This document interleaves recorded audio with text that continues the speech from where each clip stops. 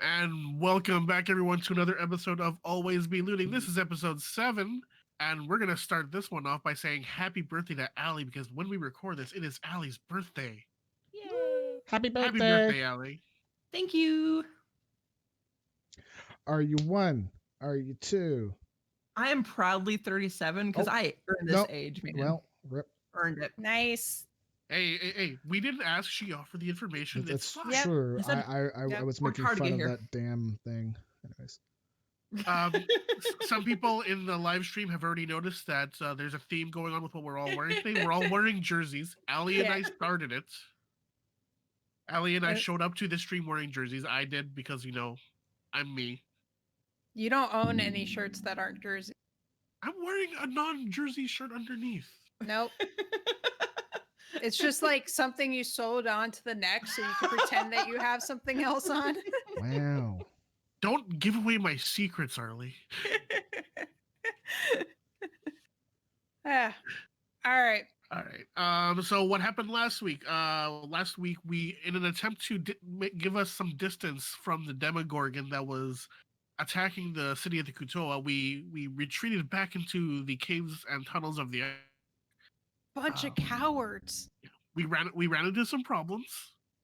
Some fights were had, and at some point, Murph and Allie started hearing things that nobody else seemed to be noticing. No one's sure what's happening there, but while we try to figure that out, we are attempting to take our little myconid friend back to his village, and that's where we left off. All right. So I think when we left off, you guys had you had like a choice of 4 different paths. Pick one, and as you were going, it was getting a little bit more mustier, a little bit more mushroomier and stuff.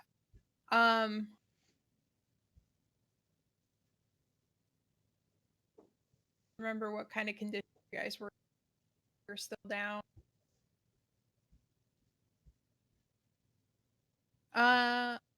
Oh yeah, because you guys ran away and you got a long rest and you continued on the. Sorry. Okay. Was Arlie cutting in and out? Uh-oh. Yes. Not me. No. Yes. Because I was like, oh my god. I think it's just solid. I think it's just your every once noise gate. That's all. It's fine. I think Cool. I have it up a little bit high. A little bit high. Just, All right. Hopefully this should be just- better. Just a little high. Be like, hey! You most of us gone. All right. Yeah. So you guys continue on this path for a couple of hours. Like I said, it's continuing to get more mustier. You're seeing more of those like faintly bioluminescent mushrooms than you had before. Like previously they were like scattered here and there, but now there's like bunches of them growing throughout. So everything is kind of dimly lit, which is nice for some of you guys who have trouble seeing in the dark. I got a sword that can see in the dark. Thank you. Oof, Did you bring it? Is it here? He threw it away. let's whip it out. Yeah, whip out your sword. No. There you go. I swear. What? What? You know what. You always know what. Mm-hmm. All right. So I need all of you to give me spot checks, please. Boy. Spot checks? So Spot passive checks or perception. perception. Oh, Okay. Like what the? I'm going what's like- the spot check? Oh, that's is not that that's a 20, right? Yeah. Spot- D20 plus Look, it's been a while. the 6. skill perception. Wow. Spot check. So like I'm check. Like should it be a medicine check? Am I checking for like weird skin Right. lesions or? Sorry, I don't even know where spot check came from. Isn't that from So- 4th edition? Anyway, sorry. Maybe. 10 plus 2, so 12. Okay. We have a 6 and a 12. What did you have, Allie? A natural 20 plus 1. Nice. Wow. Hey. 18. All Happy right. Birthday to you. Mm-hmm. So you guys both Aliona and Luster. That's a Aliona and Luster both notice off to the side of the path in like one of the there's like a mushroom patch where a bunch of like some really big mushrooms and smaller mushrooms are all growing. You guys notice trying to get the picture so I can describe it. Magic mushrooms. What looks like is two, like you would initially think it was like giant worms, but like they have little legs. So like they're wormish but with legs, and they have tentacles on their face. And initially when you guys are walking up, yes, very they're all munching on the mushrooms and stuff. And as you notice them and as they notice you notice them, and at the same time they notice you guys too. So everybody's like, oh, hey. And you see them, you get the feeling that they're going to come at you. Basically they rear up, and so everybody should roll initiative. Jesus. Fudge. I Starting know. already. Fast. Oh my god. Oh, you gotta be shitting me. 11 for Murph. or Murph. Okay. 13 plus 3, 16. I have the worst initiative rolls ever. What you got? Technically, it's a 0. You rolled a 1 and you have a -1. Yeah. You know, Toasty, I was watching our last show just to try to catch back up on it, and you talked about this already before, where you got a 0. A 0. I feel like Wow. initiative 0, you should just not do anything for all of combat. Oh, Like that's man. crazy. Yeah, you're just like, I'm gonna lie down and take a nap. Right. You all got this. What'd you have, Allie? 13. Okay. Man, I love how everybody is double digits, and then you have Luster with 0. Good job. Okay, 0. Oh, right. okay, this is going away. So You're locking freezing those already. yay.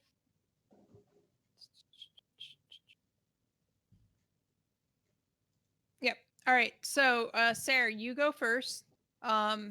They are about like 30 feet away from you guys because the mushroom patch was off to the side of the little path that you were on. And what do you want? How many are there again? There's 2. There's 2.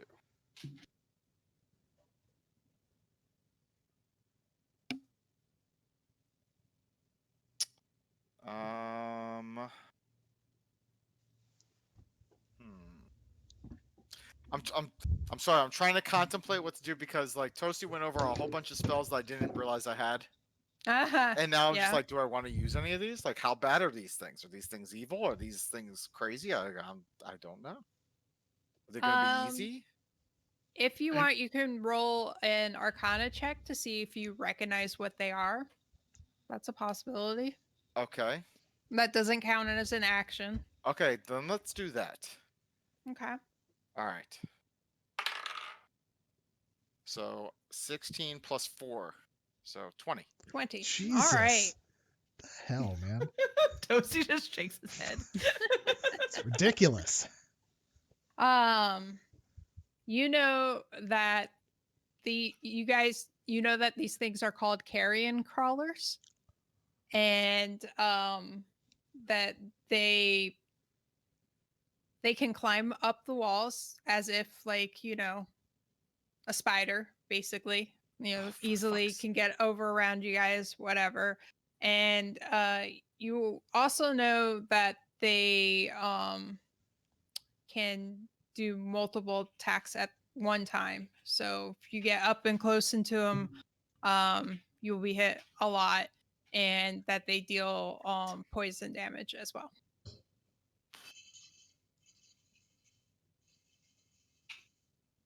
Well, shite. All right. So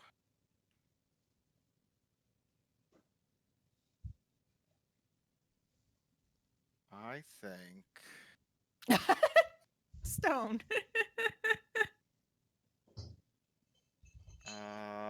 Crap. I'm trying to find. Oh, I'm trying to find. It's like an aura thing that Toast should, and I can't find it now. Aura God. of Vitality I don't know. under your spells. Should be Okay. second level. No, I got like I got like command. I've got Bane. Got Divine Favor, Hunter's Mark, Searing Smite, Wrathful Smite. But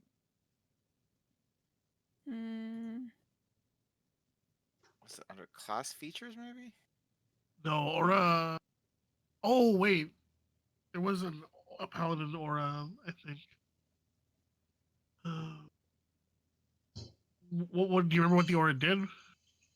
No, but I do have the Vow of Enmity.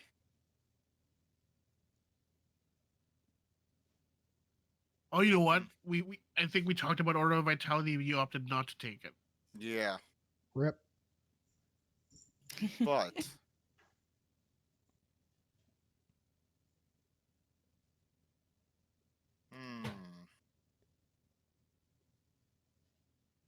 but I feel like Hunter's Mark is the way to go here.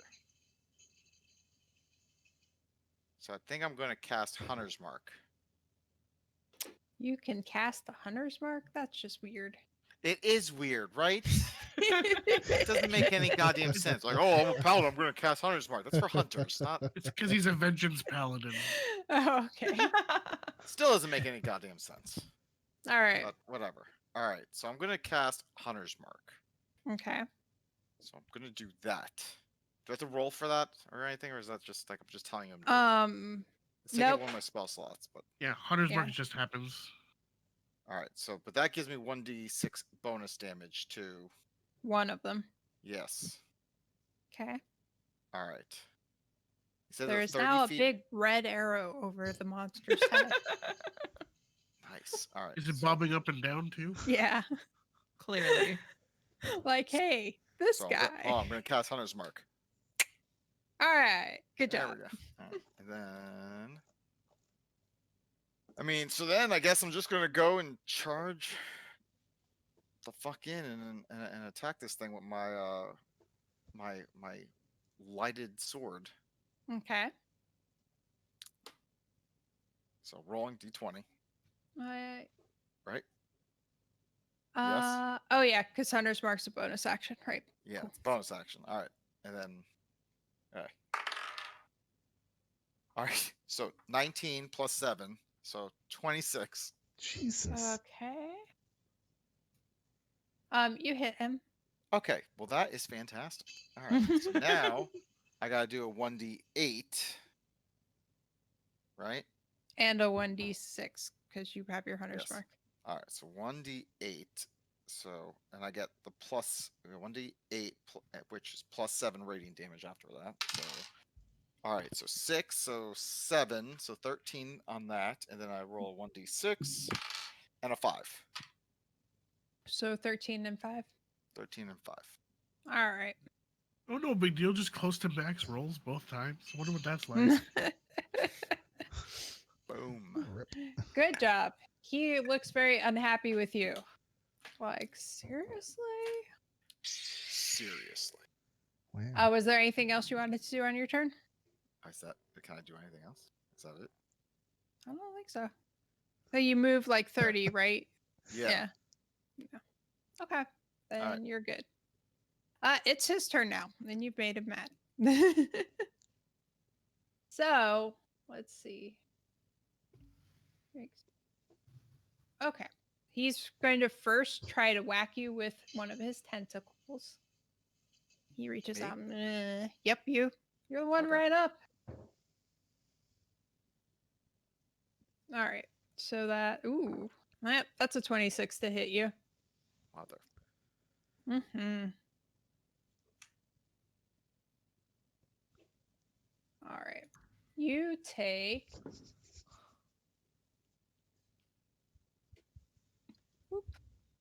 You take 6 points of poison damage.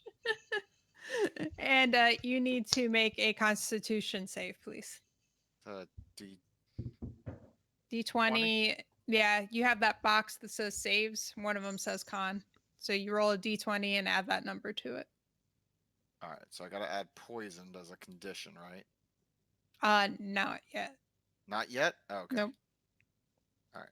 So I believe So this is act's to a little so different. okay. So this is to try and see if I am poisoned or not, right? No, you are poisoned. It's just it's to if you are succumbing to its secondary effect, basically. Yikes. Better roll high, Billy. 17. Oh, God. 17. All right, you safe. You're good. And he's going to bite you. Gonna crawl up his Don't leg you and dare bite him kink on the shame. inside of his butt. Stop kink shaming right now. Well, that's a 6 to hit you. Wow. Arlie, can you change your dice or something, or what? Right. Well, wait a Well, I second. got Hold 26 on. on the Hold first on. one. Hold on. You know, only for Sarah. Mhm. All right. Yeah. Yeah. All right. Oh wow. Okay, that's it for his turn. Allie, it's your turn. Well, on one hand, I don't think there's a whole lot of Bill here. On one hand, I don't think it's the smartest to get up there and melee, but on the other hand, not a whole lot I could do right now. What I'm gonna do is I'm gonna I'm gonna make sure my buddy Stool is secure in the bag because watching them eat mushrooms, he's a mic. I gotta make sure he's safe. So just he's back there, and you can make sure he's secure. And pull out my daggers, and I'm going to go to the one that Sarah was attacking, and then sorry, not my dagger, it's my short sword and my dagger, and try to attack it because why not? Okay. This sounds like a good idea, right? Yep. Perfect idea. That would be a natural 20. Hey, you Plus crit 5, so him. 25. Yeah, you crit him. It's good. You hit. And that's with my short sword. So remember, with crits, you get one full set of dice at max value, and then you roll a second set. So, so my short sword is 1d6 plus 3. So you get a 6 plus 3, and you should have sneak attack so too. 10. I do have sneak attack. Wow. What was that again? Shit. That's gonna be at least 2d6s. 2d6. Yeah, it is 2d6. So right now we're at 10. Well, plus 12 for the 2d6s because you get the max value. So you're at 22 before you roll dice. Wow. Okay. So just roll 3d6 and then we'll add that onto it.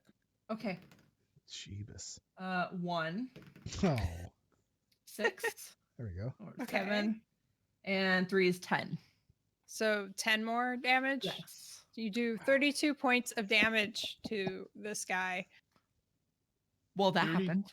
32 points of damage in one hit, and we're level one hit. 4. Yep. He looks very, very, very, very, very unhappy right now. Jesus, die! That's just her first. She has another attack. Mm-hmm. Are you gonna with my dagger? Are you gonna stab him with your dagger too? Yes. That is a lovely question because part of me thinks I should stab my dagger. The other part of me is like I should run the F away. You know what? We're gonna go for it. I'm gonna go for the dagger. All right, do it. Wait. 10. 10 to hit him? Yeah. Nope. You miss it. I should have ran away like I thought. So you're going to stab him and your dagger just kind of plinks off of his chitin, scale thing. I can't think of words. Words are hard. His it's okay. sack. It bounces off his sack. Sure. Wow. That sounds right. Yeah. No. All right, so you went up to him, you stabbed him twice. Is there anything else you'd like to do? I probably, since I went with a dagger, I can't do a bonus action because that is my bonus action. Right. That's right. So yeah, she can't not a whole disengage lot I because can that's a do. bonus action That's too. a bonus action, yeah. Unfortunately, because I got cocky after that first hit. So Have you thought about peeing on him? Jesus. no, I'll leave that to you.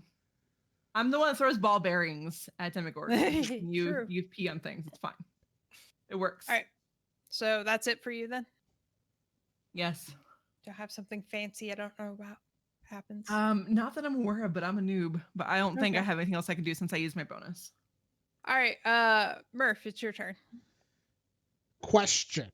Okay, Yeah. actually, can you refresh my memory on my meta magic? So I can do a quicken spell. Says that if I do a casting time of 1 action, I can spend points to make it 1 bonus action. So if I do that, can I do 1 bonus action spell and then 1 regular spell?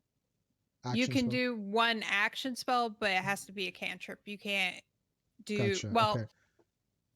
You wouldn't. Yeah, we you did can't use talk the about meta this magic, last time. I can't remember. Yeah, I was gonna say 1 can be a cantrip and 1 can be a leveled spell. You could quicken the cantrip if you want and make that action do a leveled spell as your action. That's fine, but you can only do one of each. You can't do like 2 spell levels on the same turn, basically. Okay. And there's 2 of these things, right? There's one that hasn't been touched and one that's not looking very there's good, one I'm that assuming. there's one that is completely full health, and there's one that looks like he got pretty messed up by Ali. Okay. I'm going to back up and cast mage armor on myself. Okay. And that's the first level spell. So which would mean wild surge, right? Possible. Sorry, Toasty.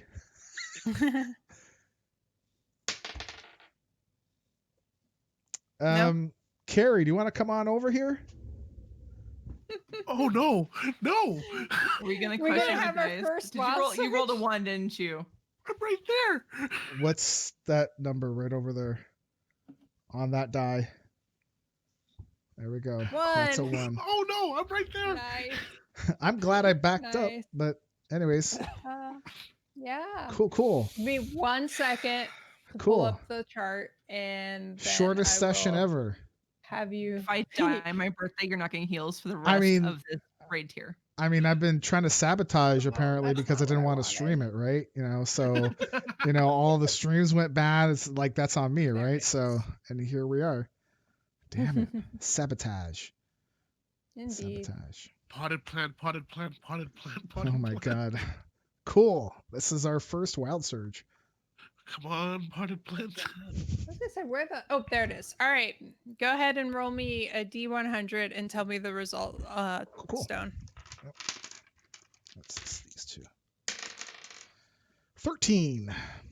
14? 13. 1 3.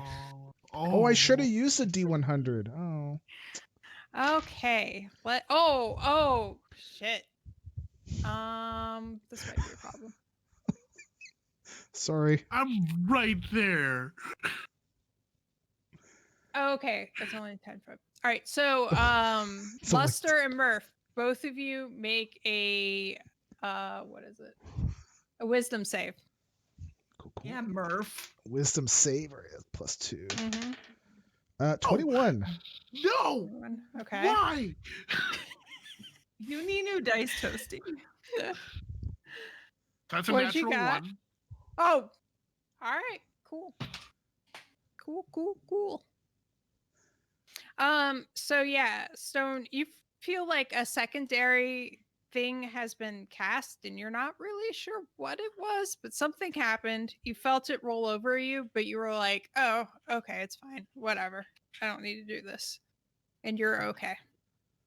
Oh, God. Lester, you're suddenly having a hard time thinking straight. And we'll get more into that on your turn. Okay. Yay. So I've cast Hey. Mage Armor. There is a secondary wave. I'm like, oh god. So I would recognize this because I'm familiar with Wild Surges. I just don't know exactly what it You is. know something else Oh happened, god. but you feel like you've shrugged off the effects of whatever it was. Okay. I look around. I don't see anything obvious, so I'm gonna end my turn where I am, because I had moved back because I didn't want to be near the carrion crawlers. Right. Okay, Right. that's all for my turn. Okay. Cool. Damn. Second carrier in turn. Okay, so the other guy has seen that like Aliona has basically gutted his friend in one go, so he's gonna go for you this time. Damn. Move over and grab you. So first he's gonna whack you with the tentacle for 16 to hit. 1 second, let me look at something. I want to do this right. Am I allowed to have a reaction? Oh, yeah. I have an ability I'm not entirely sure about. So it's a defensive duelist. It's when you're wielding a finesse weapon, which I am, and you're proficient in it, which I am. Another creature hits you with a melee attack. You can use your reaction to add 2 to your armor class for that attack. Yep, you can do that. Accurate? Yes, all of that's good. Just to realize within this, until it gets back around to your turn, you wouldn't be able to take you wouldn't be able to do that again, and you wouldn't be able to take an opportunity attack on something. Okay, because it that makes uses sense. all of that. Right. Okay. I'm gonna go ahead and use this. Okay. Defensive duelist. So like puts me at armor class of 17. All right. Good job. That makes sense. Yay. He's like all like, yeah. All right. So then he's going to try and bite you instead, since that didn't work. Ooh. That'll be a 23 to hit. Well, that obviously hits. Yay. All right. You take 8 points of damage. Okay. And that's it for him. All right. Luster. Roll me a d10, please. Oh god. Think high. Toasty, it's your favorite thing. Think high. Oh jeez. Ew. So high. He's been not doing so well with those rolls. 3. Oh Okay. no. You don't move or do anything this turn. Remember how I said, 0 initiative, you shouldn't do anything? It's working out. Yeah. Cool. All right. I'm just gonna. You just kind of stand there like. Yeah. Good. Cool worm. Basically. Yay. All right, we're back to Sarah. Your one with the hunter's mark is still standing in front of you. Rawr. And then there's another one next to you, closer now, attacking Allie. Well, I'm going to kill the one with the hunter's mark because that's what I do. All right. So that is... I use the initial... Wait. Oh, no, I do plus... It's the +7 to hit, right? Okay, so 17 total then, because I rolled a 10. Jeepus. All right, you hit him. Okay. All right. Here we go. 1d8. 8. So 8%, that's 15. Then I roll 1d6. Mm-hmm. Dang it. All right, that was a 2. So. All right, so how much damage did you do? So 15 plus 2, 17. Okay, how do you want to kill him?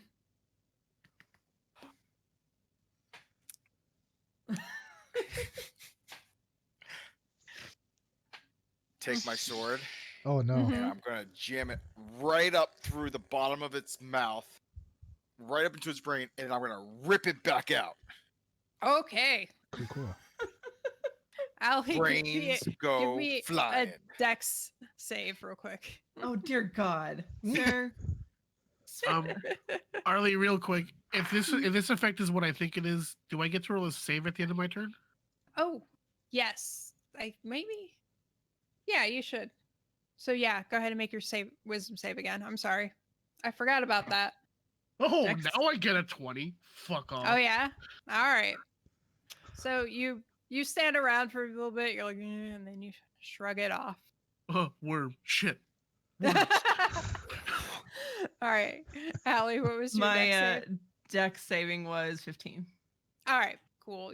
So he like cuts this thing's head open and brains and blood go flying everywhere, but you manage to just like dodge around it. Don't get any on you. I'm gonna like air fly Sarah. Sir Seraph.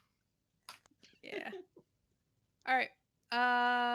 You have another action and movement you could take if you want. Wait, you don't have another action. Bonus action and movement. I keep trying to make you guys level 10 in my head. I thought my bonus action was the automatically 1d6, or do I get something else? Oh, I didn't realize you used that. Your bonus action. So you killed it, right? Mm-hmm.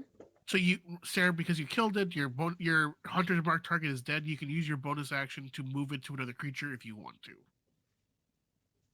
The hunter's mark doesn't. The hunter's mark is just there once you put it on there. You don't have to use a bonus action to do the damage again.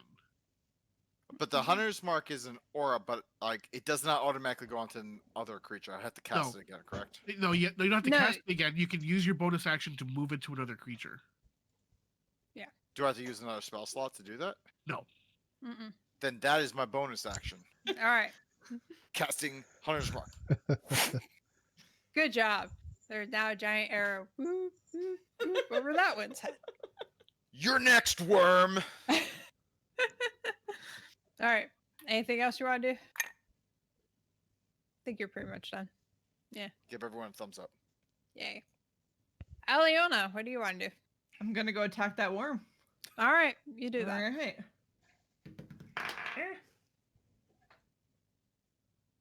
17. 17 to hit. You hit him. Yeah. Okay, short sword. 21. 21. Wait, nope, just kidding. Math. So I was like, yeah, my +5 to hit.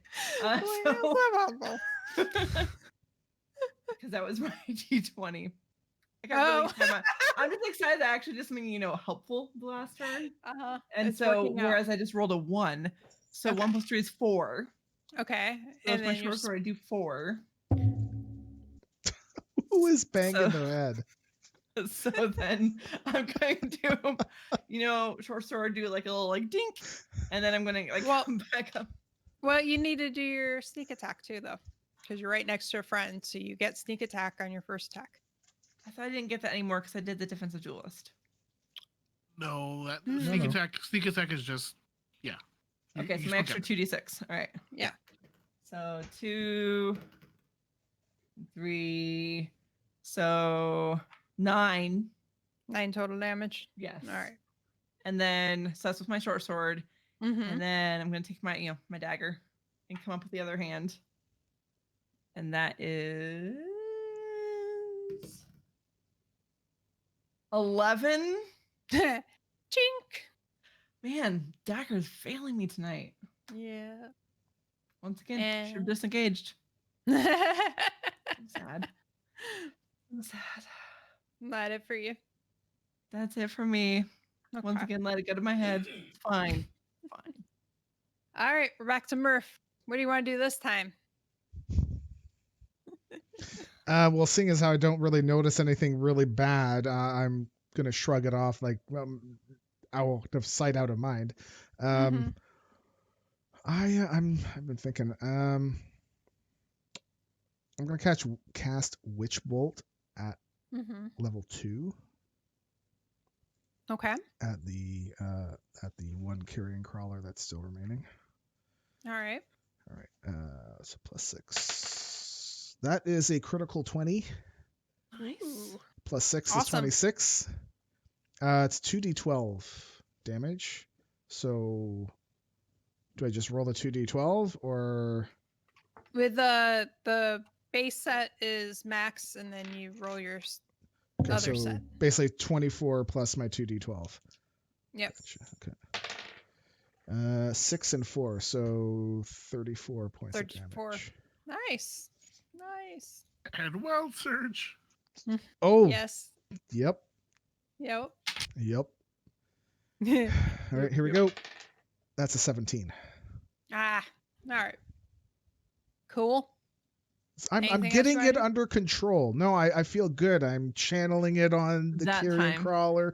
Bzz, bzz, bzz, bzz. Mm-hmm. I don't see anything bad. We're all good. It's okay. Maybe it was just a little surge and I got that, but in my control. No one's hurt. No one needs, to know. And that thing looks like it's getting toasty. So All right. Ah. Ha ha. All right. Yeah, it's gonna go for you again, Allie, because you also heard it. Yeah. Yeah. Yeah, that makes sense. Yeah. She doesn't feel like moving all the way over to the guy who really just heard it. All right, that would be a 15 to hit. That hits exactly. wow. Oof. Rip. Oof, indeed. Yeah, make me a Constitution save, please. Constitution +2. Okay. 19. 19. All right, you save. And you take 4 points of poison damage. And then he's going to bite you. Wow. He rolls a 1. Yay! Cool. Yeah. It's that He's giant really floating annoyed. red arrow on top of his head that's really bothering him. Just this big headache all of a sudden. I would Right. say You're I like, want what is I- that? I want my red arrow to just be a giant thing of bacon just floating Okay. above their heads. Just be a bacon. Okay. Mhm. Your But bacon that red arrow is only for Sarah, right? Like it only helps him. Yeah. Yeah. Okay. Yeah. Cool. It All right. doesn't confer bonuses to you guys. Okay. All right, Right. Lester, what do you want to do? I'm gonna toll the dead. Okay. So that is a Wisdom 14 saving throw. All right. Let's see. What? Okay. Let's see what he gets.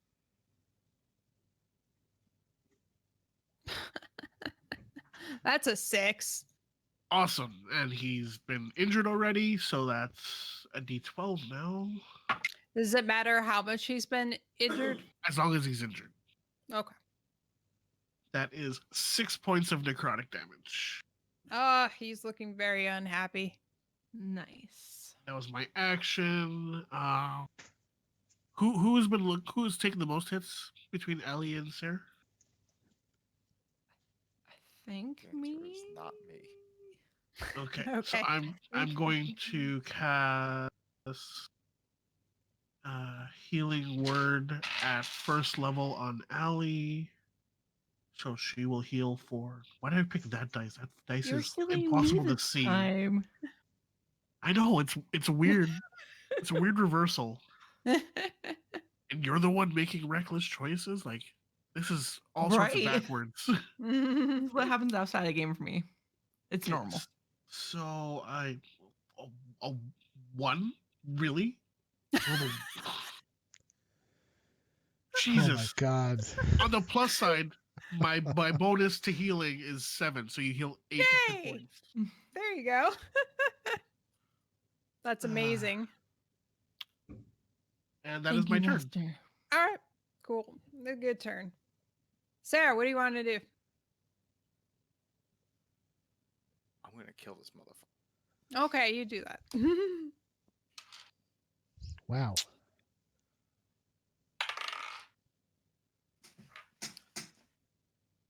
$19, not including my +7, so 26. You hit Oh him. my god. This guy. I didn't know the dice went that high. Alright.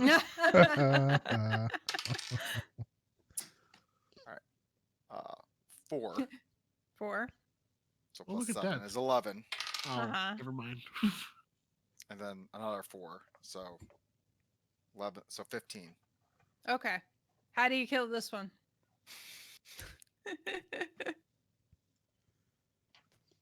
Whip out my Dawnbringer. I leap into the air and I slice off its head and then stick it on the end Like, boom! Okay. That's amazing. How do you guys react to seeing this? Well, my spell goes away because it's dead now, and whoa. Whoa. Excessive, but I Yikes. approve. Yikes. I'm gonna literally run over to Seraph and once again high five. Good job. Good for her. So does anyone know what these things are? I'm gonna Dying. Stool. They're good for dying. That's what they're good for. Well, I'm more looking at their meat, and like we don't have a lot of food. Can I roll? Just throwing that What would out it there. be? Arcana for them. Arcana? Can I roll? I mean, I know what it is, right? 16? You do. You haven't told You us haven't anything. told them though. Oh, guys, it's a carrion worm. They eat dead things. You gotta be kidding me! It's like Did you roll a eating 20? dead things. I rolled a 1 again. How Toasty many knows is that nothing. tonight? Toasty, you gotta Are you stop. rolling D4s? Like Jeebus.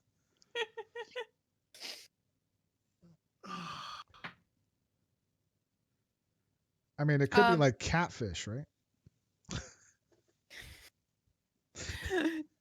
did you want to do your check to see if you figured out anything extra, Stone? I rolled a 16.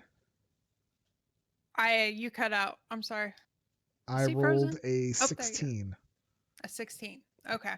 Yeah, you know all the same stuff that Sarah did, basically. If you Would I know remember if that. they're tasty or not? Or well, No. listen, you can give him a little kiss. We saw it I was last gonna time. say we're It's just gonna okay. assume you That was guys are la- that was- kissing that was anytime la- you do that.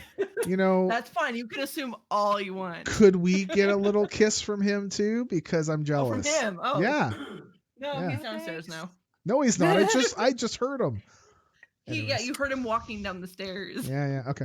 Anyway. So would I know if we can eat them or not? Like it or No, Oh. you're not familiar enough with them to know Okay. that.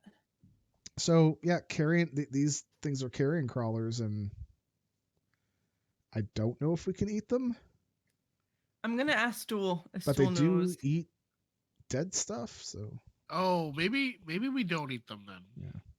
We should not. Stool thinks at you and he's like, "You eat things different than we do. I mean, we don't eat them, but maybe you would." oh, I'm gonna go with no on the eating. But they were eating mushrooms, right? Mm-hmm. Are there any other edible mushrooms here? You got to do an investigate. Yeah, because I'm really worried about food. What are you particularly looking for? I'm looking Oh. for like just edible mushrooms. Oh, if you're just looking for edible mushrooms, that's a survival check. Sorry. Okay. Survival. It's not a 1, which is a bonus. Survival +4, so 8. 8. You do not find anything that you recognize as edible. Well, on the plus side, I found some last time, so it's fine. Just trying to stock up, I guess. All right. All right. So, what do you guys want to do at this point? can I look around to see if anything looks out of the ordinary in relation to that feeling I had? Just see if there's anything I notice. Okay. Sure. Investigation check for that, please. 10, 13. 13. You look as you're like looking around and digging through the mushroom some, you seem to notice that there isn't a lot of like just dead material here. Like it's dead things that are very far on the decomposition thing. You can kind of recognize some basic shapes, but there's not enough of anything left that you would be able to really identify what what it is, basically. And these mushrooms are growing all over all of the dead stuff. Like the entire floor is basically just dead, rotting animal, basically. Have I ever had a effect like that before happen to me in my past that I would think that this is caused by me? No, I don't think so. Okay. Like it doesn't seem unnatural to you. Like Okay. I'm gonna call everyone over. There's a lot of dead stuff here, like really decomposed a lot. I don't know if that's me because I felt something odd, but I don't know. Well, I mean, but I've never had it happen to me before, but I can't control it. So I mean, this But stuff we- looks like it's been here for a while, so I don't. I Yeah. think you're good. Murph. okay, sorry. Oh, It's not always about you. oh, okay, okay. All right. wow. Forward and onward. Onward and upward. Well, not All upward. We're not trying to go out of the Underdark yet. We're trying to get the little dude back home. Yeah, My that's little true. friend. You could take him back to the surface and try to sell him off to somebody. No. All right. No, Seraph. No. Is Jib Jab still with us? Yes, Jib Jab, Jib All right. Jab. Just I want to make forget sure. what his real name is. Jim Jar. Jim Jar. Jim There you Jar. go. I like Jib Jab. Yeah. All right. I'm sorry. I need to just take a quick second and step off. But I'll be right back. That's All okay. right. So I just realized, like when I moved the computers and all that, that I didn't move all my D&D notes. So Cool. Oh, there we go. rip to all those notes. Oh no, I have some. I was really good the first couple sessions of taking notes, and after that, Uh-huh. became not as good. So I have all their names listed and who they are and what we did the next day. I'm gonna be really helpful here. I am so glad I've taken 0 notes. The big It fat bothers me goose because egg. I like taking notes. I'm a note taker. Like for example, Luster. Do you remember your friend Eldeth? Yeah. The shield dwarf. You were getting kind of friendly with her in the beginning. Yeah. Yep. Yeah. Remember Because that? I was just trying to get information. Uh-huh. How to What, get into was the her information in her pants? Boom. See? Wow. Now Boom, you and toasted. I. Boom. Toasted. See, Sarah, we're clay pot buddies. We got clay pot buddies. Where is the clay pot? Did we keep the shards or did we leave them behind? I think we left them behind. No, where's your clay pot? She just held it up. Oh. I missed it. Oh, okay. That's why she said she held it up and said we're clay pot buddies. Oh. Okay. I don't. It's okay. It's okay. Rip. Okay. Sorry about that. No right. problem. So you guys continue on the way. After about another hour or so of continuing down the path, Aliona, you hear Stool kind of perking up and saying that he can sense his family nearby. And that you guys seem to be getting closer. So you feel like a lot of excitement from him and like relief and happiness. Just a level of contentness you haven't felt from him before. So I'm going to turn around and let everyone know we're getting close. We're almost there. Hang in there. We're almost there. Stool has spoken. Okay. Speaking of excited stools, Wow. Wow. That's just wow. Wow.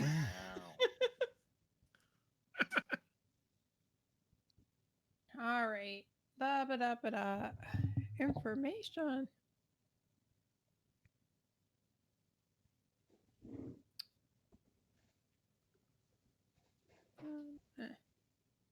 There we go. All right, sorry. I was looking for the description of where you enter into. But so after a while, the narrow pathway that you've been following for a little bit broadens out into a very, very large cavern. Straight ahead of you is a lake, and as you follow the path around to the right, you see the following. Pale cream and beige stalks grow thick and tall, resembling a surface world forest.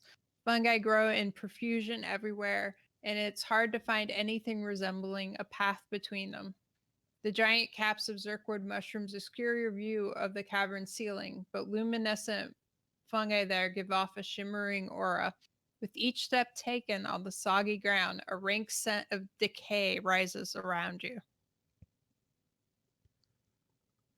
So I'm going to, since Stool said, he can sense him nearby, I'm going to ask if he senses which direction we should head in through this forest.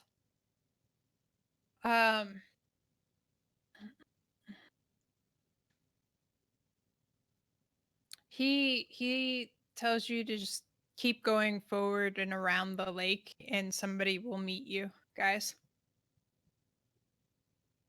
All right. So we just need to keep going around, going forward around the lake, and someone will meet us. But I'm thinking when we get there, like maybe I should be meet us.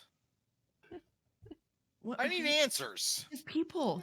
But when we get there, who are his people? Rocks. You need to put your Dawnbringer away, and I'm gonna put my weapons away, and I will go to the front once we get there, and just so they see like we have one of their kind with them.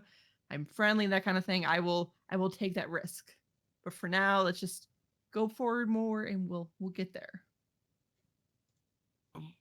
So Lester is kind of realizing he doesn't know much about the mic. Like he doesn't know much about Stool or the mic, or the myconids in general. Like at least not at 1st.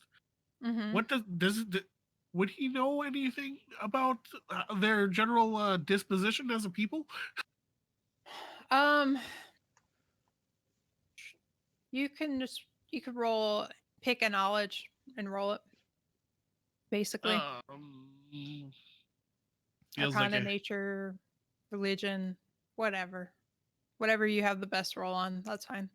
Okay, I'm gonna go with history. What is that? 13. You don't really know much about them. You basically know that they are very rare anywhere near or on the surface, and they're still rare in the Underdark. Like not many people have met and interacted with them, so there's very little knowledge in general. Okay. All right. So Lester's going to be very cautious as we approach all these people. They start sucking your blood. Vampire myconids. That's not funny. Oh no. What, Stone? That's You're not muted, funny. Stone, by the way. But I could read his read his mouth. All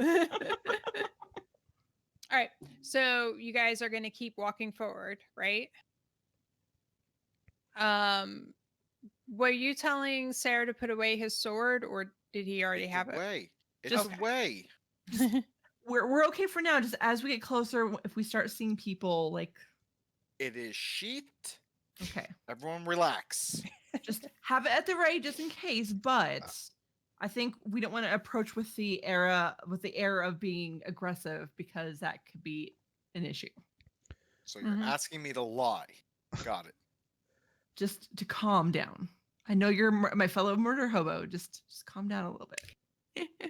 What, Stone? How much time has passed since our encounter with the carrion crawlers and now? Like a couple of hours. More than 8? No. Okay, so my mage armor is supposed to last for 8 hours. Mm-hmm. So Yeah. I just wanted to make sure it was actually up. Cool. Yep. Yep. No, that hasn't worn off yet. All right.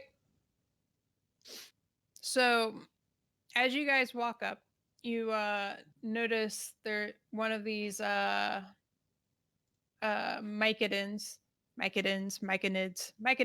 There we go. Sorry. Words. These is walking towards you, like directly towards you.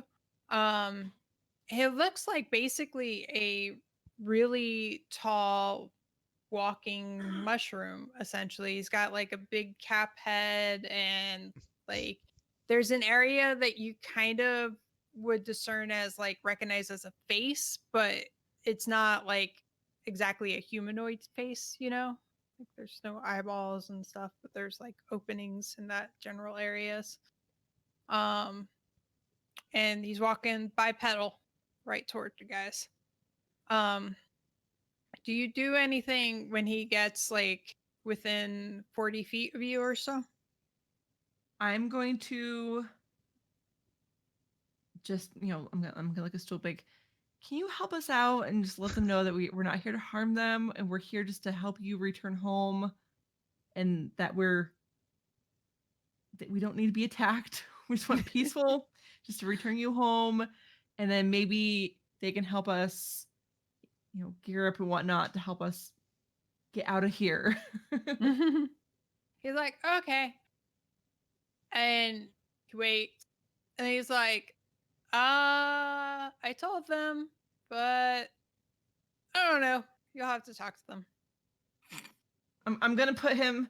I'm gonna kind of put him on my shoulder, Uh-huh. so he can see. So the person approaching us can see we have one of their babies, but that's we're not. It's not a hostage situation. It's friendly.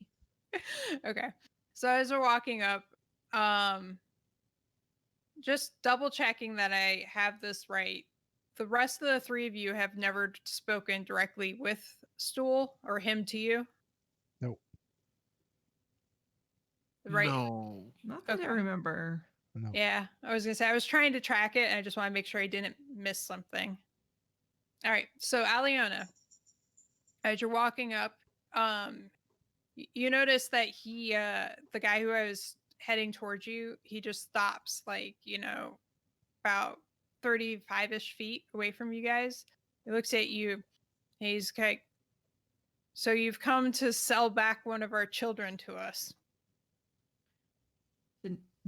I'm gonna put my hands up like this, show there's no weapons in my hand. Like, no, we're actually returning him to his home, to his people, to you. We're not selling him back. We're actually just being friendly and returning him home. In exchange for us showing you what you want? Admittedly, all cards on the table, so we're being very upfront and honest. We do need some guidance because we're trying to get out of here and back to the surface. But we're here to return him first and foremost. Would you return him and then just leave? I don't know. It depends. We're a little nervous because we want to make sure that we are not going to be harmed. We've done a good deed here, and we want to make sure we are safe because we come in peace. You're so fucked because of this goddamn rock. Okay. I was gonna say, did Luster want to chime in there? No, Lester is just sort of like his hands are up, like clearly not in any danger. So and he's kind of just like, Allie's the only one who can hear this conversation. Like, basically, you guys are just staring at each other, and you can, if you look at her, she's like in her head, kind of. That's every day. It's fine. Yeah. Luster's hands up, occasionally just like, yeah. Mm-hmm.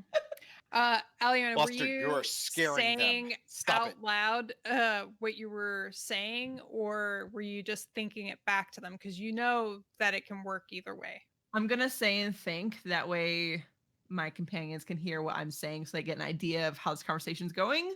Okay. That way they know also if things go bad, they're ready. Okay. So yeah, you guys hear Allie's responses. All right. So like, well, if you'll only one-sided turn phone him over conversation. if we help you, and you're not willing to just leave him, then it's just ransom, and that's kind of crazy. You don't understand, because we have been through a great deal, many, many battles. I almost died. Luster almost died a couple times. We have gone through a lot to get him back home to you. We're not here to ransom or anything. We are being kind to you. We're hoping you show just a little bit of kindness and point us in the right direction. We're not here to cause a problem. We want to return the baby back to where he should be. Baby. We're being good. All right. I'll take you to our sovereigns. The other 3 haven't shared spores. Would they be willing to share now so we can talk to them? Okay, so I look back at Allie. I'm like, what are we sharing? I'm gonna kind of I'm not gonna turn all the way to all of them because I don't want to turn my back on this person. It's kind of sideways. I'm like, okay, this is going okay so far.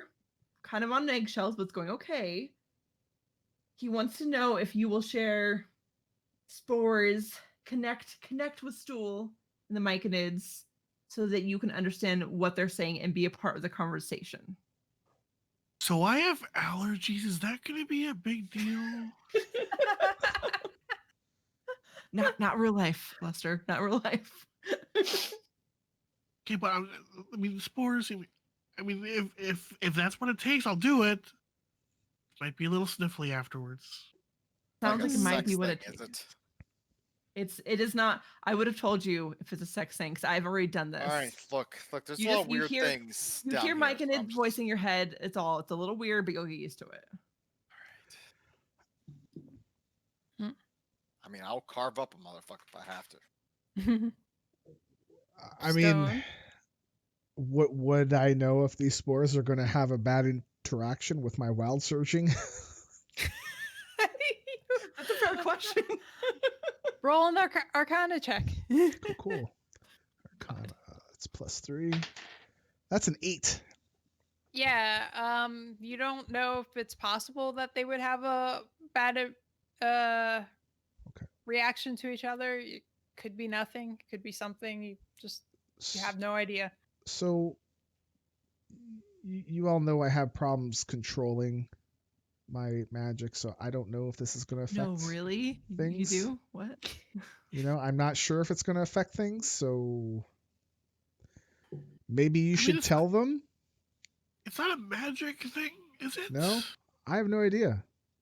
I don't think so, but they're sharing spores. It doesn't sound like magic. I'm gonna turn to. Have we gotten this Mike and Ed's name yet? Have I gotten it? Nope. So I'm going to turn to Mike and be like, first off, let me apologize. I did not catch your name. He kind of straightens up a little bit. He makes himself a little taller and is like, my name is Labam. Labam, I'm Aliona. Very nice to meet you. Wait, did you say La Bamba? No. Labam.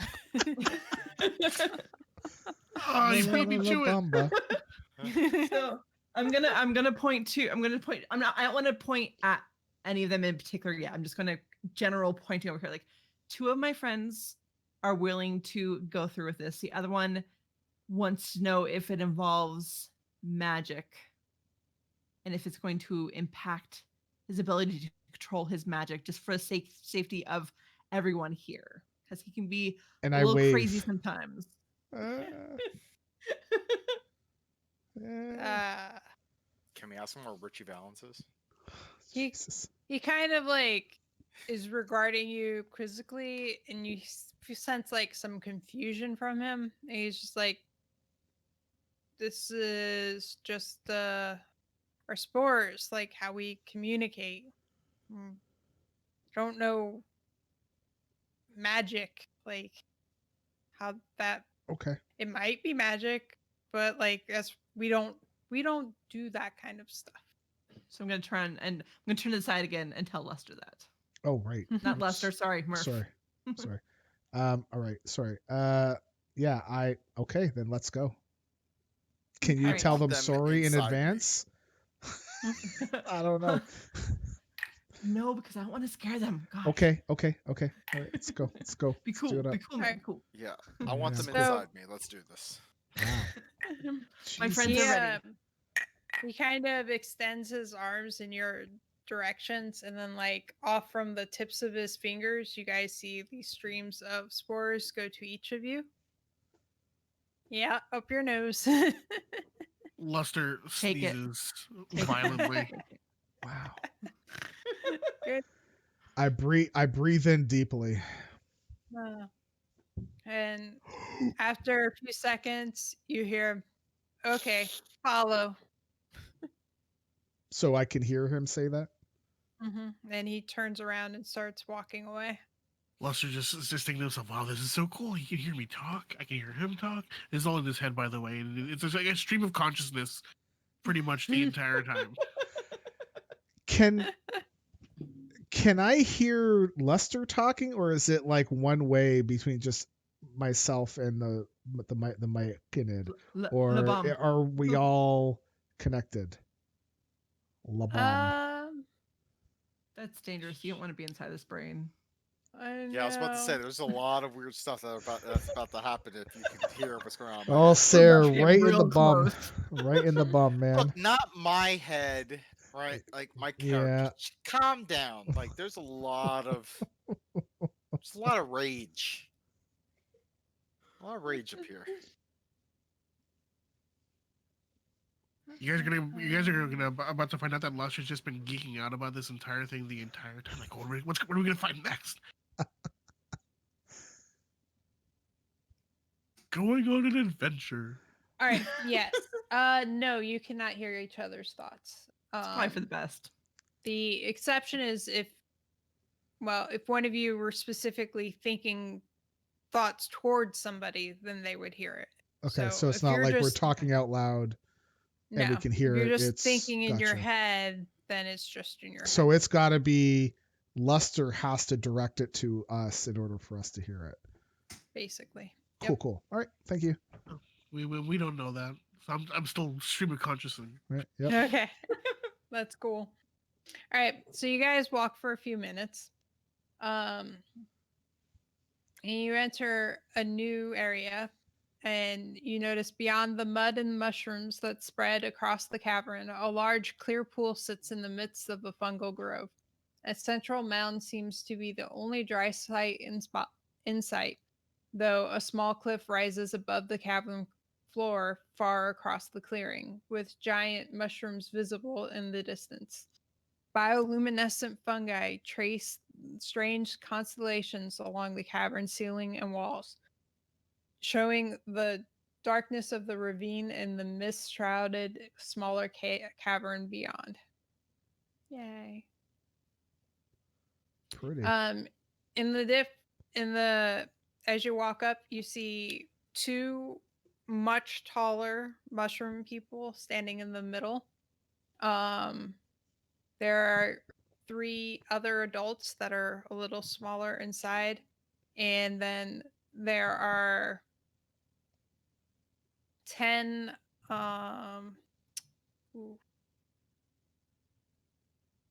yeah. Anybody has trained nature, you can roll nature. I mean, it's +2. Does that count? That works, yeah. Trained Trained in it. trained as in proficient, or just we have Yes. a plus to it. Okay. So Definitely you not got 'em. proficient. I got +2.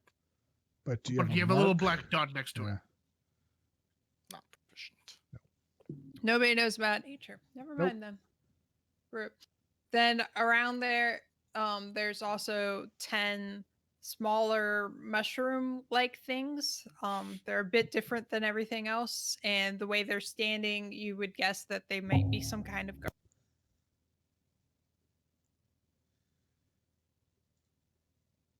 Kaboom. kaboom. All right. So as you guys continue following, now did I lose the thing? Sorry. Well, I'm used to that because when it's so small, it's really hard to lose things. It's really hard to see it. Just accidentally closing tabs for no reason. Whoops. Yeah. So while we're Sorry, doing this guys. walking, like I'm gonna take a moment to talk with Stool and see, if he's excited, if he sees his family, that kind of thing. So when you ask him about if he's excited, he goes, "Yes, I'm so happy to be home. I never thought I would see them again." When you get to the question about does he see his family, he's like, all of them are family. Everybody's family. That makes sense. All right. So he'll continue leading. He'll lead you guys right to the center and walk right up in front of the two other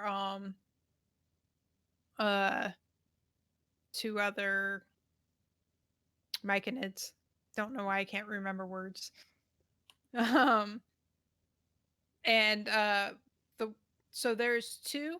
Both of them are kind of bluish green, but one seems to be a little bit more decay-y than other, like as you would usually interpret decay. It doesn't look like it's not like what you would see when you see a person who's super like diseased and has growths and stuff. It's just like they're parts of his mushroom cap and stuff that seem a little decay-ish. That makes sense. Yeah. Okay. Old. Awesome. Elder. Dying. Okay. One of those Sure, mushrooms that got a stab weird it. wet spot from the cling plastic. Oh, and that's- God. Oh, Oh. gross. So that one is the one who he steps forward and he goes, You are safe, friendly softlers. You arrive at a wondrous time for Netherlight Grove. It's on the verge of something great, something marvelous. Celebrate as a day of joy is nigh. Lester, still not knowing how this works, I is look just gonna around. keep thinking to himself. Does anything look untowards? Like, are any of them coming towards us? That looks like No. kind of like okay. The only kind of motion towards you was the first guy stepped forward before he spoke to you. So I'm going to I'm going to take Stool off my shoulder, put him on the ground, so they see that again. I'm not trying to like hold him ransom. Like this is he's a free little myconid, and I'm going to introduce myself, Aliona. These are my friends, Seraph, Lester, and Murph. And what else can you tell me about this day you speak of? So first he says, I greet you. My name is Philo. Yeah. There's a pastry joke in there somewhere. No, that's Philo. Close enough. Gonna fill you up later, Stone.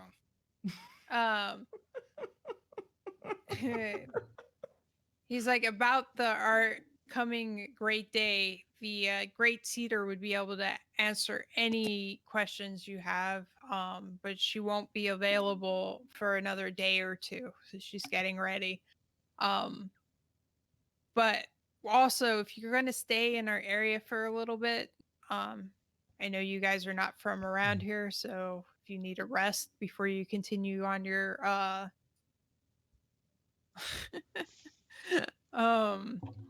if you need a rest before you continue your journeys, you're most welcome to stay. If you would like to see our event on the day of this greatness, then you are also welcome for that. Wait, Great Cedar? There's a tree under here? Do you say that? Yeah. Okay. You think he's concentrating and he's like, no, like one who puts seeds in things. Oh. Creates more. Out of that legitimately did not come to mind. I know, it's This fine. is a sex thing. Oh God. You are all now hive-minded and going to be giving myconid babies. No, I'm kidding. Whoa. Well, as long as that'll wait a minute. cure my wild magic, I'm all for it. Let's go. Let's do it up. Implant me. Let's go. I mean, we already have the spores. Yeah, I know. Yeah. What's What were your you gonna question say, there, sir? Seraph? I mean, I'm just thinking that they're gonna be planting seeds. Wait a minute. We could be next. We need to Yes. start conspiracy theorying like Yep. this whole thing. Okay, so It it's is. a great cedar. Okay, like so Are they just growing more involved? mushrooms? Is that what's I'm gonna ask? Are you expanding your city or this area? What's involved with this? Very good question, Lester. Very good question. I too would like to know this. It's like I don't want to explain too much because like you should experience her presence firsthand, but she is of great importance to us. I mean, I kind of looked everywhere. I kind of want to see what this is Now, about. wait, it's a hearse. Now it's a pegging thing too. On So that just like, note, so just like fuck this. And he's out. all of a sudden you guys are like, "Wait, where's Yeah. Murph? Where'd Murph Murph, go? get back here!" No, Stone had to go get some tissues because, like, I think that just like he's like, oh. Oh my god. Okay, but back in character, Lester's like, Lester is like legitimately excited about this. He kind of wants to see what all this is about. Yeah, enjoy getting pegged by a mushroom. Good job. So I'm gonna look at Philo and ask what would be expected of us during this time if we were to stick around.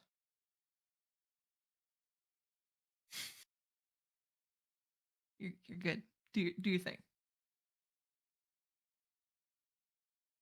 Pull the Poochie. I do have a mini frost worm. I should start using that for my out of character. I feel like that needs to happen. I agree. If only I had stuffies somewhere to use for my out of character thing instead of putting my hands awkwardly above my head. Yay. So your question was what would be expected of you guys if you were to stay? If we were to stay, yes, for this.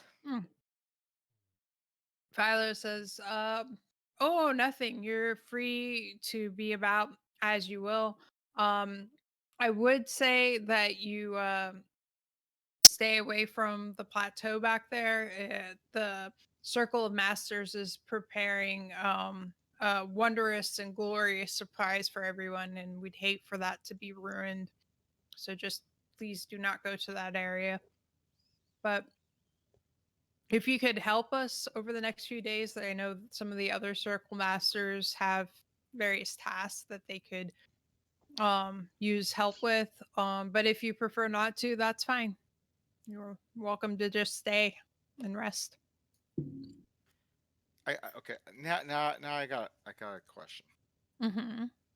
So a few days. Mm-hmm.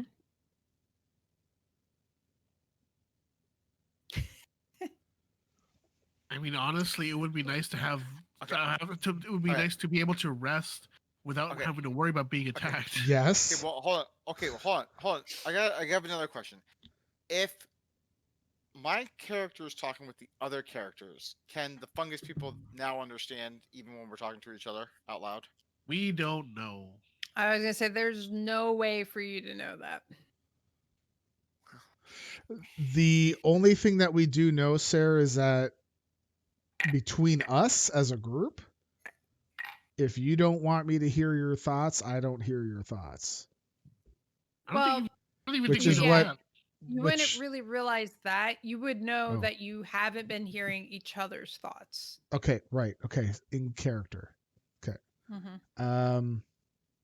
So out of character, did you guys ask if they could help us get to the surface yet or no? While I was just away? No? Not while you were No. away, but earlier when Okay. I was talking to him, I was saying, like, it'd be nice if you could maybe help us. Okay. So, guys, I mean, I kind of want to rest because I'd like to get unpoisoned. I don't know if that's something that they could help with. Rest would be good. I would like to be unpoisoned. Just saying. Wait, are you poisoned? He took poison damage. So But- does that mean Does he are look we? visibly ill? No. Okay, so I don't know nothing. So are we in agreement then that we're going to stay and get some rest and experience this? Yeah, Day? being able to rest without having to worry about being attacked, maybe.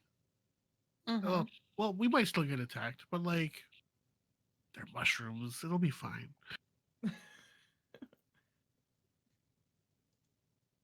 So you guys. Plus, yeah, Luster just wants to see what this is about. His curiosity has been piqued. Murph. Okay. Can I? Well, I mean, I'm not opposed to it. I would like a rest. Okay. I don't think they delve in magic, so for me, this is just a reprieve. But eventually, like we want to go. Yeah, we've been running for the better part of. Yeah. It feels like a couple weeks. Well, We've been running for a while. Well, we don't know, right? Like we don't Yeah. really know how long, right? Yeah, we've been running for a while. It'll be nice to have like a stable place to stay for a few nights at least. I mean, Doug, to be honest, we also haven't seen sunlight in Lord knows how long. Right, and now I don't have to keep casting light on stuff to see. We got all these nice glowing. I think we're gonna stay. So I'm gonna turn to Philo and explain. We would love to stay for a few days, experience and witness your culture and your special day. We could really use the rest. Stool can recount our fights and adventures and the difficulties we had getting here. So we would very much appreciate the rest. And I personally would be happy to help you prepare for things. Luster will also. I feel an attachment because of Stool, because I've been Stool's caretaker, I guess you could say. Has anyone asked if the cedar is going to affect us? We have not asked that. Not asked.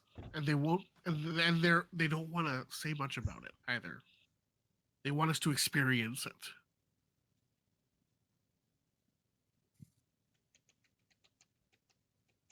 They're totally going to take us behind Walmart and get us pregnant. Maybe. Luster is okay with staying, and he's thinking about it in his head. He doesn't know how to work this weird form of communication yet, so he's just thinking, I'm going to help. I'm going to help with whatever they need, hoping that they can hear him. I am not going to help. I am going to rest. And that is it. If we're talking about what we'd like to do over the next few days, is there any chance that I could investigate? I feel like I know what the answer is going to be. In that the first guy said magic. What the hell is that? If there's anybody there that knows anything about wild magic, because that's my jam. I got to figure out how the hell to control this thing. That's why I'm out here. Right? That's literally why my character left his town. So are you directing that at Philo or no, I was more directing as like a general thing what I could do over the course of how many days, but if okay, while you guys are there, you're gonna inquire onto that. Yeah. Gotcha. Okay. So I don't know how you wanted to deal with that or not. That's why I'm using Macho Man. We'll do an investigation for every day you want to check, basically. Okay. How many days did they say? Was it 2? Or a couple? They said a few, so could be 20, could be. I want to ask Philo a question. Mm-hmm.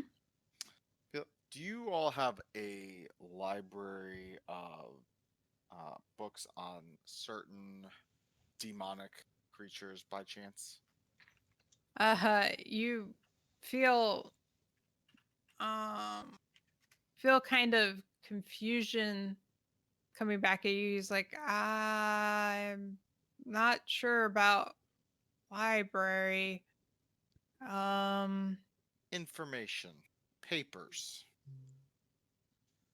Oh, we communicate with each other.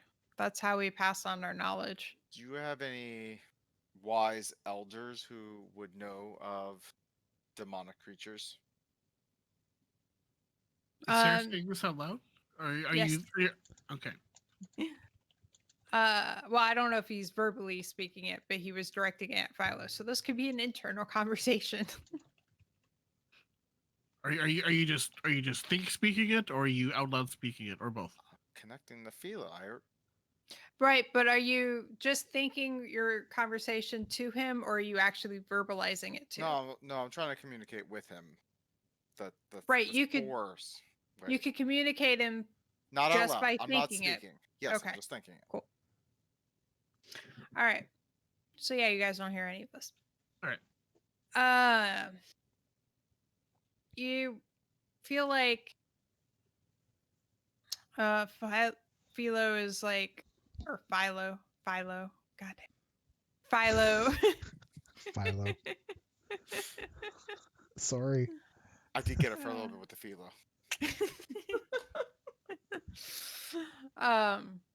Philo is me, myself, and Basida here are the oldest of this colony. We have other colonies where you might find somebody who has seen more things in time passing than us.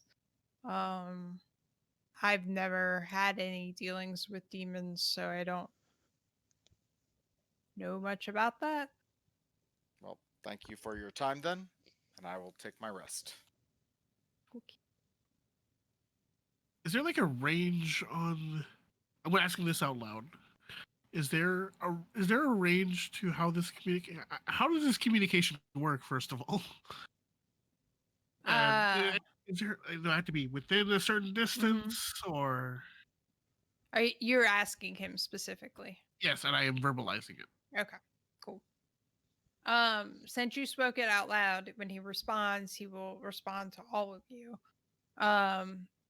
He says, well, there is some proximity, but also you have to allow communication to happen. It'd be overwhelming if all of us were hearing all of our thoughts all of the time. So you have to focus it, and it can be broadly. We do share thoughts and meditation with one another, but it can also be one-to-one. Okay, now I'm going to take this moment to think to Sarah, Allie, and Murph just a fart sound. What? I'm just gonna face palm. I pat my stomach like, was that me? Yeah.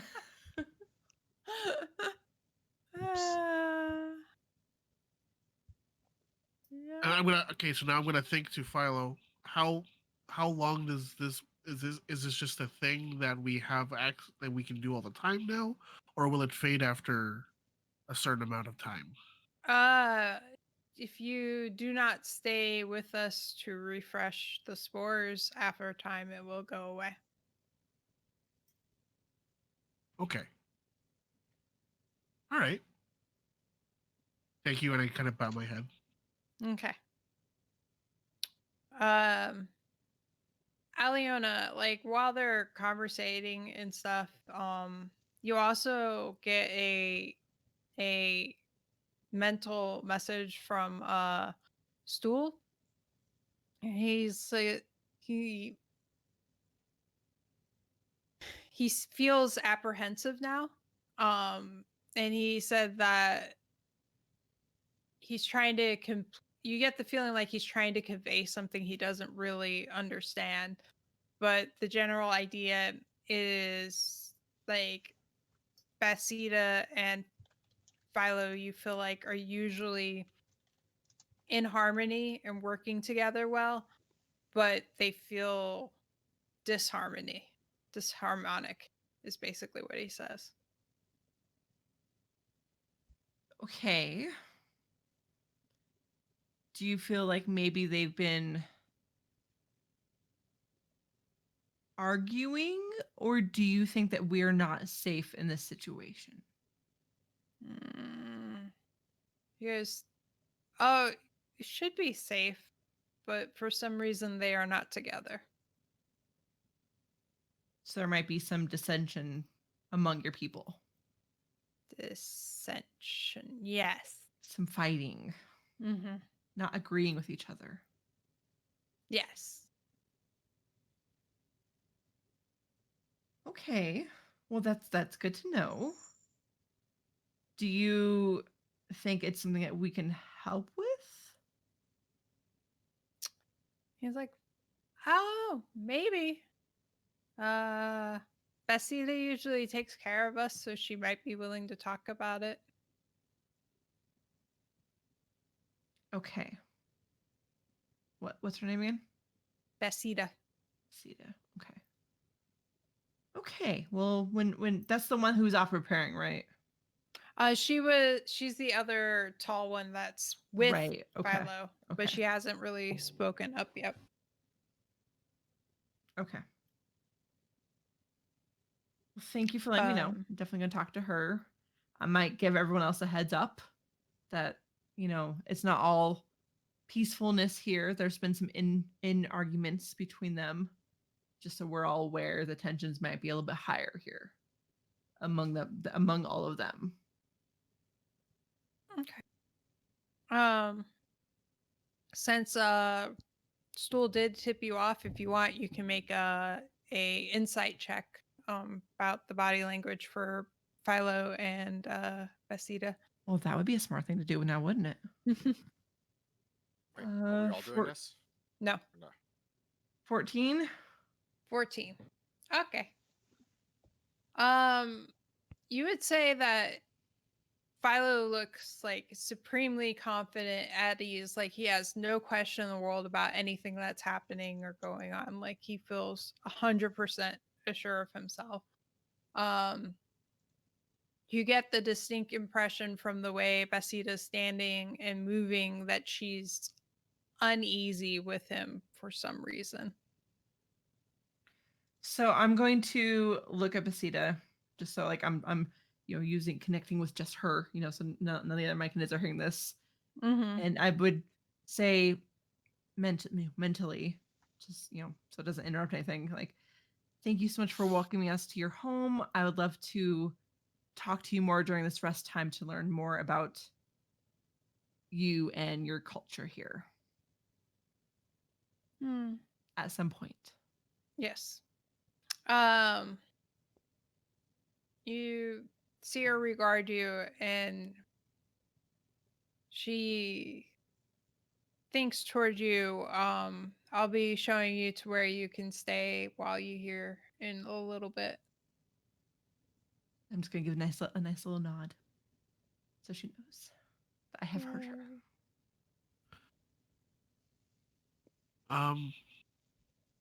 So Bessida and Philo are still there, right? Yep, everybody's still there. And Philo was the one who was telling us about this ceremony that's happening. Okay, so knowing that they're preparing for something like this, an event of what seems like great importance to them, I'm going to give them a bit of a heads up about the very big demon that we saw like pop into existence underground. Oh, okay. How exactly are you going to describe it to them?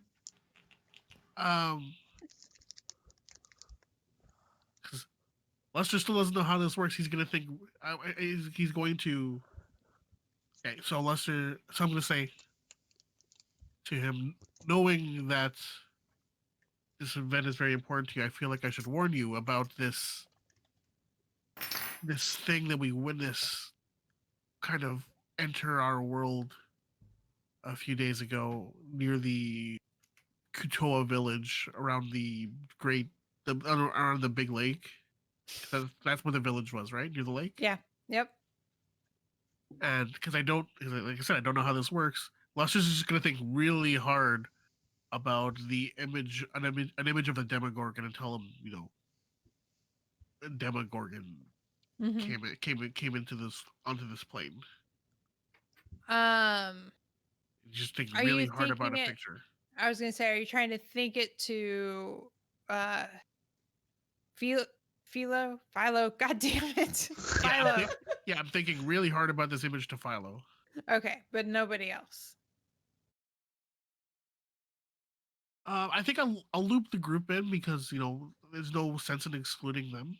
Okay. And then cool. I'd probably just again, mentally in this conversation, just kind of be off to the side, be like, I made it trip on ball bearings. All right. Instead of lo-fi, it's Philo. There we go. All right. All right. So you see him, you feel like he takes a minute to take in, and he's like, "That's disturbing. You say this gigantic thing just appeared in the middle of the lake?" Yes. Huh. I've never seen anything like that before.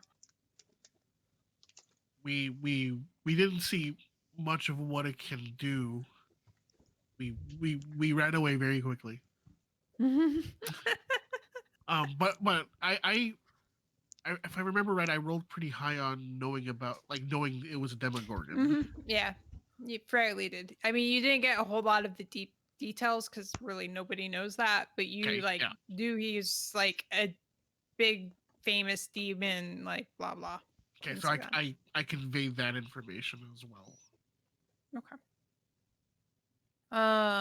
He's like, I will definitely keep this in mind. We'll keep an eye out for that. If you want to follow Bessie, she can take you to where it's safe for you to stay while you're here. Yes. Thank you, and I bow my head again. Well, you seem very unconcerned with this demon. Are you asking him that? Why is he unconcerned? Yes. You sense that he is concentrating for a moment. He's like, well, it's something we don't know about. So, I mean, it could be bad, but it could be good. Demons aren't good, Philo. Did I fail somewhere in conveying how bad this thing is? I mean, I don't know this conversation is happening. But right. I'm just wondering out lout. I give Allie a strange look. Toasty is wondering. I give Allie a strange look at this point. So wait, remind me. Can we, if we actively try to use this ability, the spore ability, to communicate with each other, we can do that? Yes. So I'm gonna look directly at Seraph and be like, I don't know if I trust Philo. I'm gonna talk to Basita because there's some argument between the two of them, and I want to know what's up. And I don't fully trust them. Something's not right here. Something is not right. And you're resting. Keep your eyes open and your ears open. I want to point out that because Allie is very noticeable, notices that my hand drops and is just tapping at the hilt of my sword. I'm gonna just give you a little nod. Thank you. Do you say anything else to him? No. Okay. Keep your nose open. Just like that. Yes. But my allergies. All right. So at this point, Basita steps forward and she's like, it speaks to all of you. And she goes, if you would like, I would give you a tour first before we stop at where you can stay. Introduce you to the other leaders of the area. I think that sounds like a wonderful idea. Yeah. Anybody else? Okay. And Philo, I say thank you, and sorry, Mhm. go ahead. Philo, Basita, Bless you. is there any other travelers here besides us?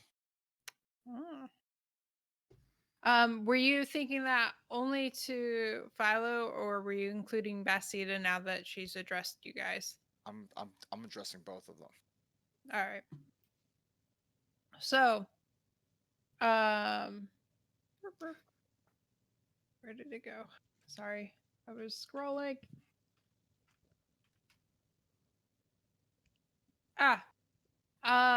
Basita tells you that there was a patrol of drow that we recently saw. They arrived just a little bit ago, and then as she's saying that, you feel Philo jump in. He's like, "No, they were here days ago. I took them up to see the Great Cedar, and then after that, they left." At which point, you guys would feel Basita feels a little confused, but she doesn't say anything else about that. What did the drow want? People to enslave, trade with some goods. We collect some poisonous mushrooms that various people buy. You took them to the Great Cedar. Can we go right now? It's not ready yet. We need a couple of days to prepare. But why could they go see the Great Cedar and we It's a- can't?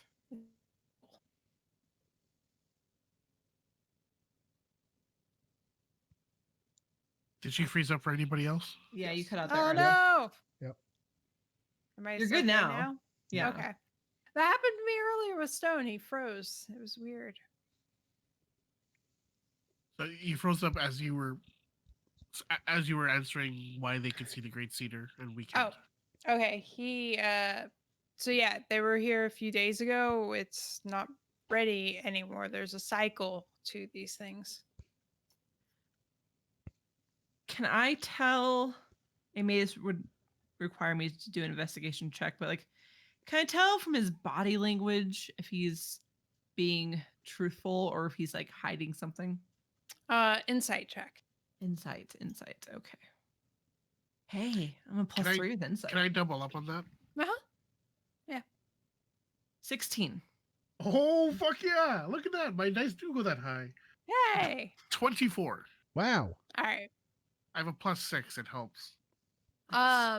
You guys feel pretty confident that he's holding something back, but not necessarily that he's outright lying to you guys. Are they coming back? Or who? The drow? And I'm asking him. Okay. I don't believe so. We don't see drow around here very often. We found Stool in a drow prison.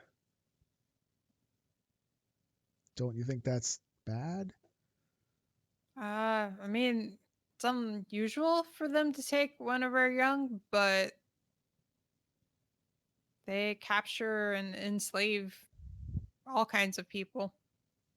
We are very thankful you brought Stool back, though. Is Philo staying back at this? Is Philo like is it just Basita that's going to be walking us around, or is Philo making a motion to come with us? Just Basita's going to take you. Okay, I think I'm gonna hold off on any more conversation until we get some distance from Philo. Okay. Let me ask what Mhm. so I have divine sense, which says as an action you can detect good and evil. Mm-hmm. How And far? it says within 60 feet. Okay. And it says you can sense anything affected by the hollow spell or know the location of any celestial, fiend, undead within 60 feet that is not behind total cover. Okay. What was I gonna say? Just trying to think if that would apply here. If I'm trying to see if they are being. You can. That's a spell you cast, right? Oh, God. Checking. Divine sense. I think it just happens, doesn't it? It's been so long since I've played one. Oh, as an action, you can detect good and evil. But yeah, it doesn't say it has any kind of. Yeah, it's a class feature. Yeah. Is all. I just didn't know if it like would have a verbal part or But I would say off the description, no. So you use divine sense to try and sense. All right, go ahead and tick off one use on the boxes. Did. So you think you center yourself a little bit and think very clearly to try and see if there's any, what was it, celestial, fiend, undead within 60 feet. All right, you're thinking about it and you're focusing, and you don't sense anything at this time.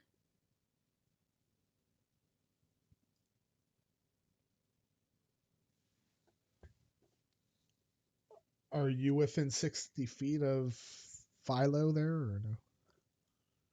No, you guys are. Okay. Yeah, you're all within this like circle, so you're fairly close together. Is there anything else you want to do or say? I want to make some distance from Philo first. Yeah. Okay. So then Bessie starts walking to the side and gestures for all of you to follow. Follow. Wait, sorry. Is Philo not with us anymore? If you want to say something before Bessie starts to lead you away, that's fine. No. Or do something. Oh no. I'll wait until Bessie leads us away. Okay. So yes, she holds out and motions for you to follow. And as you do, she explains to you about how the grove is made up of different circles, which each have duties that they perform to the grove as a whole, so that everybody can, prosper. Each circle has a leader, and they make our council, and then she says myself and Philo will are the heads of this entire grove. So when she says that, I'm just gonna, in a very polite, non-confrontational manner, say, "Do you feel like you make a good team, you and Philo?" Just to try to open that door a little bit to see if she wants to talk to us. Yes. I'm smooth like that. Yeah, very subtle. Slide that in there. She thinks to you and she's like, we used to work well and had a lot of we easily worked towards the same end of the good of the grove. But lately he's been think you would call it secrets. He has secrets. Normally we regularly all come together as one big grove and meditate to each other to help everybody know everything that everybody knows. It's how we all stay on the same page and keep our harmony together. But lately, he has suggested that each circle should stay unto themselves, and it's been less. It's against the ideals that we usually strive for. So I don't understand it. I can see how that'd be harmful and not helpful towards the grove as a whole. Basita, should we stay here? Oh, I hope you do. And maybe you might be able to help me figure out whatever's been going on before something happens. What do you think is going to happen? I don't know. I've never experienced something like this, but it doesn't feel right. If it were possible for you to go up on the shelf and investigate that area, he's been very protective of it and hasn't really let anybody up there except for a few select few. And it's something in my grove. I should be knowing what's going on there. Can't you come with us? You asked if she can come with you guys? Yeah. Up there? She says, I'm not allowed up there. I think you might have a better chance of getting there without notice. We don't register you the same way we register each other. Allie, do you think that you could sneak up there and see what's going on? I don't like what's going on here. Maybe. Something's not right. I think at some point, once we get settled and, we get shown where we're going to stay and we're settled for the night, whatever, then, it's a little bit later in the day, I might be able to stealth around and see what I can hear. We're safe settling here. At this point, something is not right. I don't like what's going on here. At this point, I think we're kind of committed. I think we were to be like, just kidding, we're not going to do this. Philo over there is going to see it as something bad and probably come after us. Philo doesn't. So I think instead we should stick around, but just be very cautious and aware, and find out what we can find out from Basita here. Yeah, if we leave right now, Philo's gonna know something's up. I'm not saying we leave right now, but we need to figure out what's going on because something is not right. The drow came here, they took them to see the cedar, but they won't let us. So what's different about us versus the drow? Something is not right. It's not right. Basita. I agree. Basita. Yes. Do you know of a path to get to the surface? I've never been to the surface, but Lalbum is in charge of our circle of hunters. So he ranges kind of far out, and he may know of some paths that might lead to the surface. Have you never had any other travelers other than those from the Underdark come here? Oh, we get surfacers occasionally, not often. We are generally hard to find, and also a lot of surfaces just see us as mushrooms, so they don't think to explore into our caves that much very often.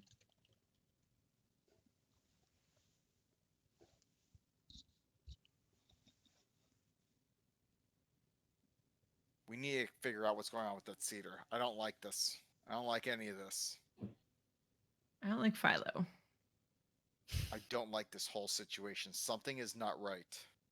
So I'm going to ask Basita if, Basita, did you see the drow at all? Did you interact with them? Was it only Philo? I saw them when they first got here, but he pretty quickly took them up there, and I have not seen them since. I honestly had no idea they had left already. And how long ago was it actually? Like there was some incongruencies there.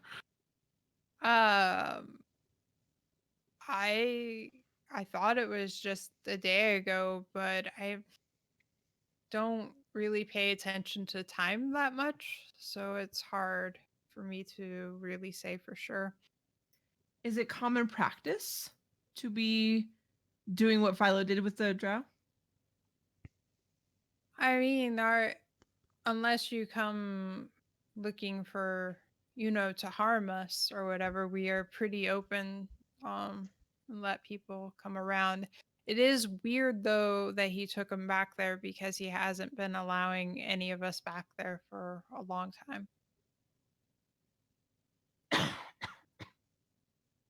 Did you used to be able to go back there? Yeah. Yeah, we fully went everywhere. Our grove was home.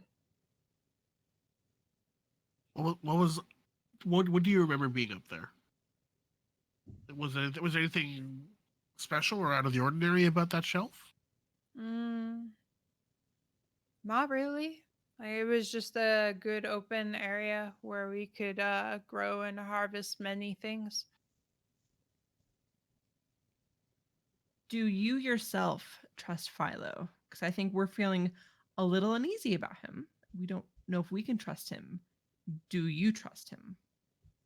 Oh, it's hard to say because we really haven't shared minds for a long time.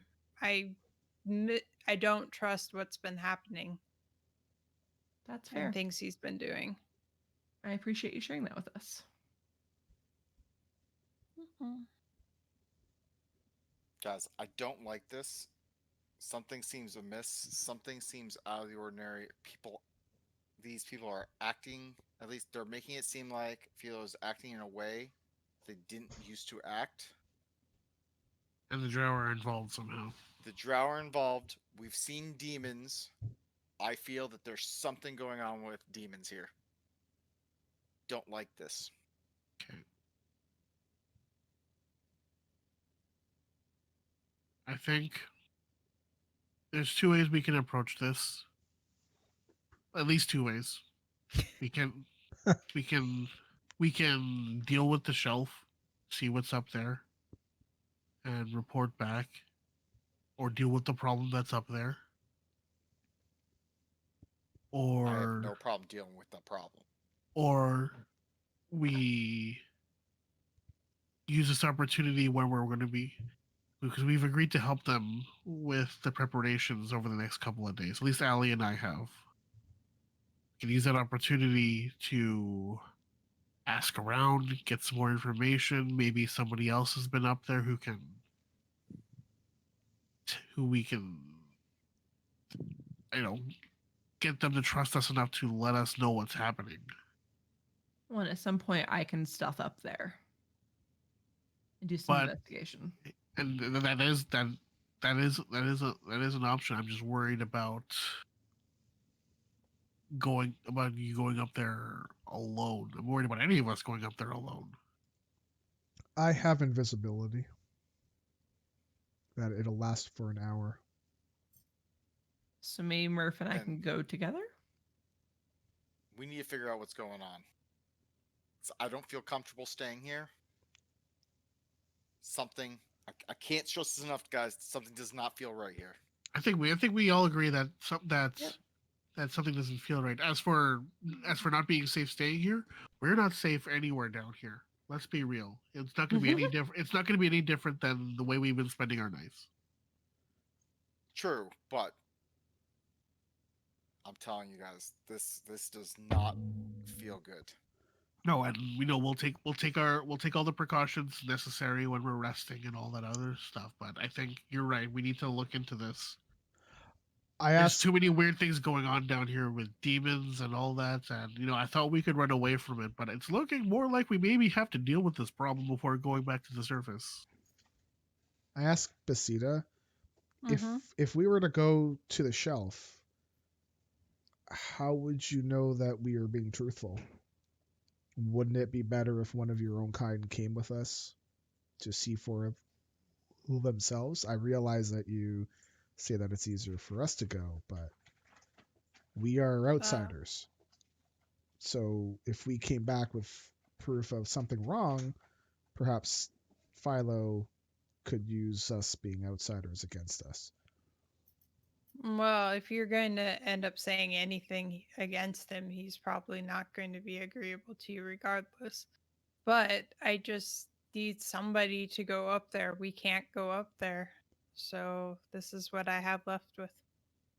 I would hope you would be honest, though.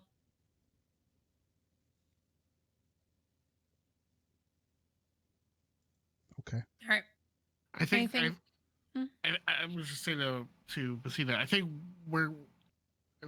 we are gonna try to see what's going on here.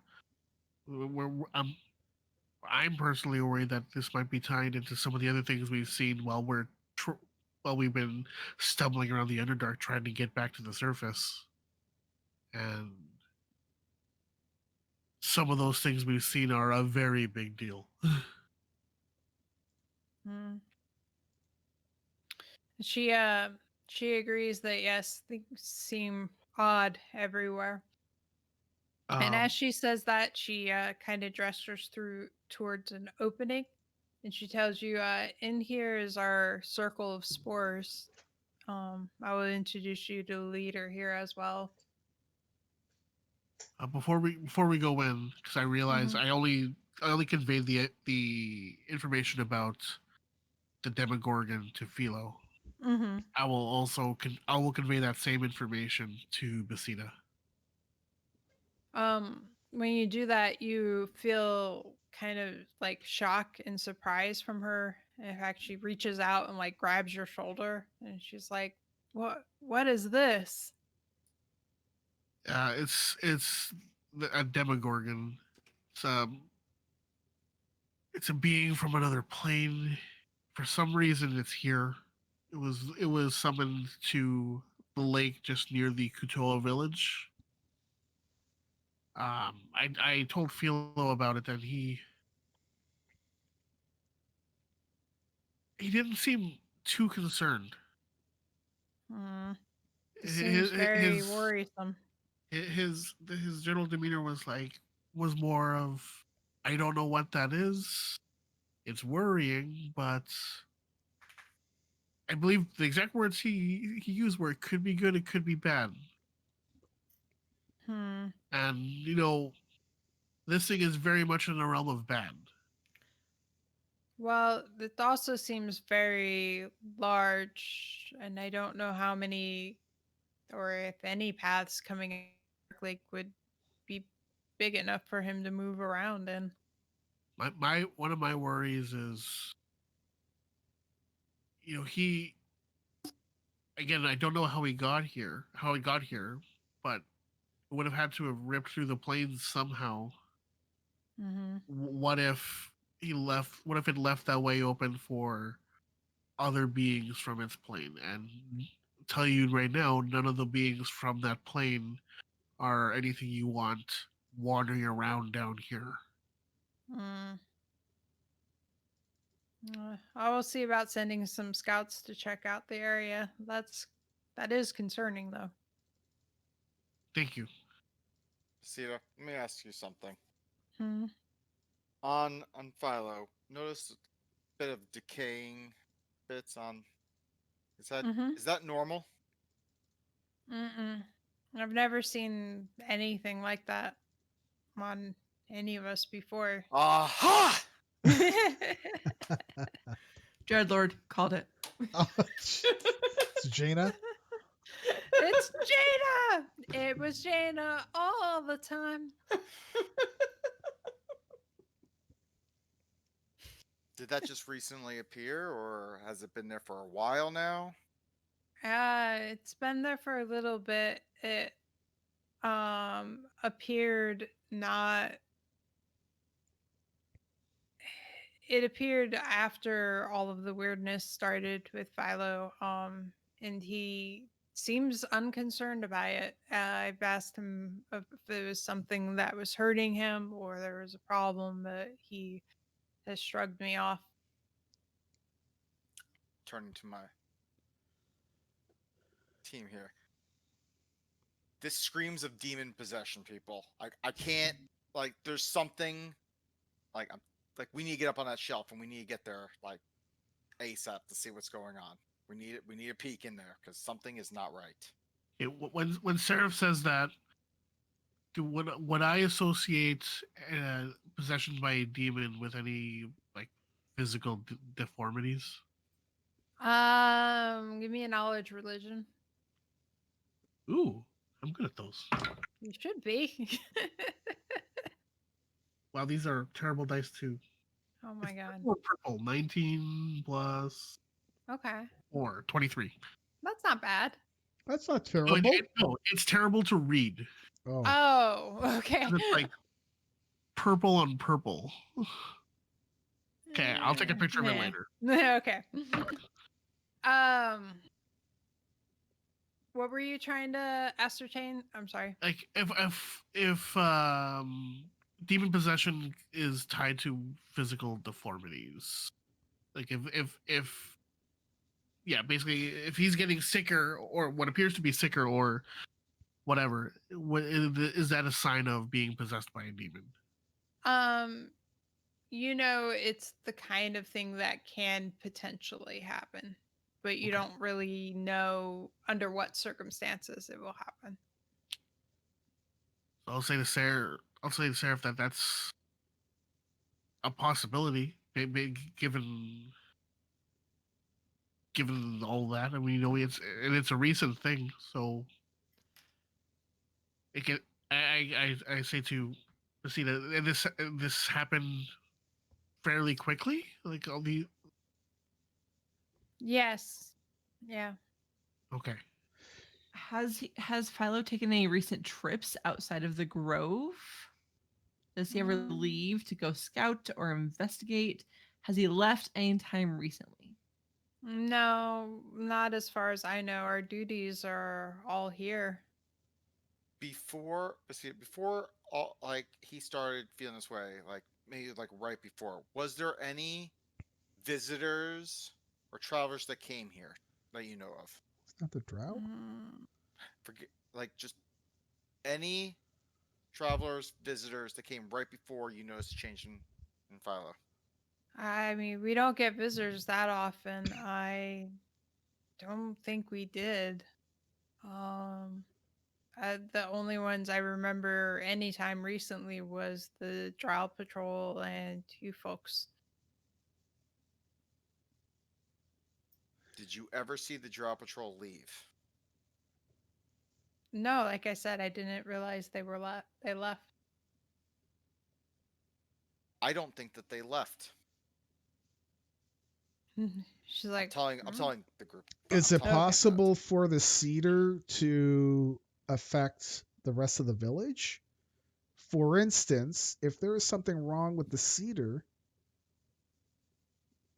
and the seeds are corrupted, could that not affect everyone else and you could all become like Philo? that would be a possibility. Sometimes something will go wrong with the spore, but usually All right, let's it's go up something there. we can sense and Let's get up there. Let's off. get Right up there now. right now. Right now. The longer we take, the longer, if we don't know that the Drow are gone, the more of a chance that they have to do what they want to do. Wait a minute. Should we do like just a short rest to recover before we go out there? I'm just thinking out. Upside down bacon's in distress. I was gonna say I love the Sarah like we need to go now. We need to go now. Wait. But hold on. Maybe I am being. Maybe I'm rushing into this, guys.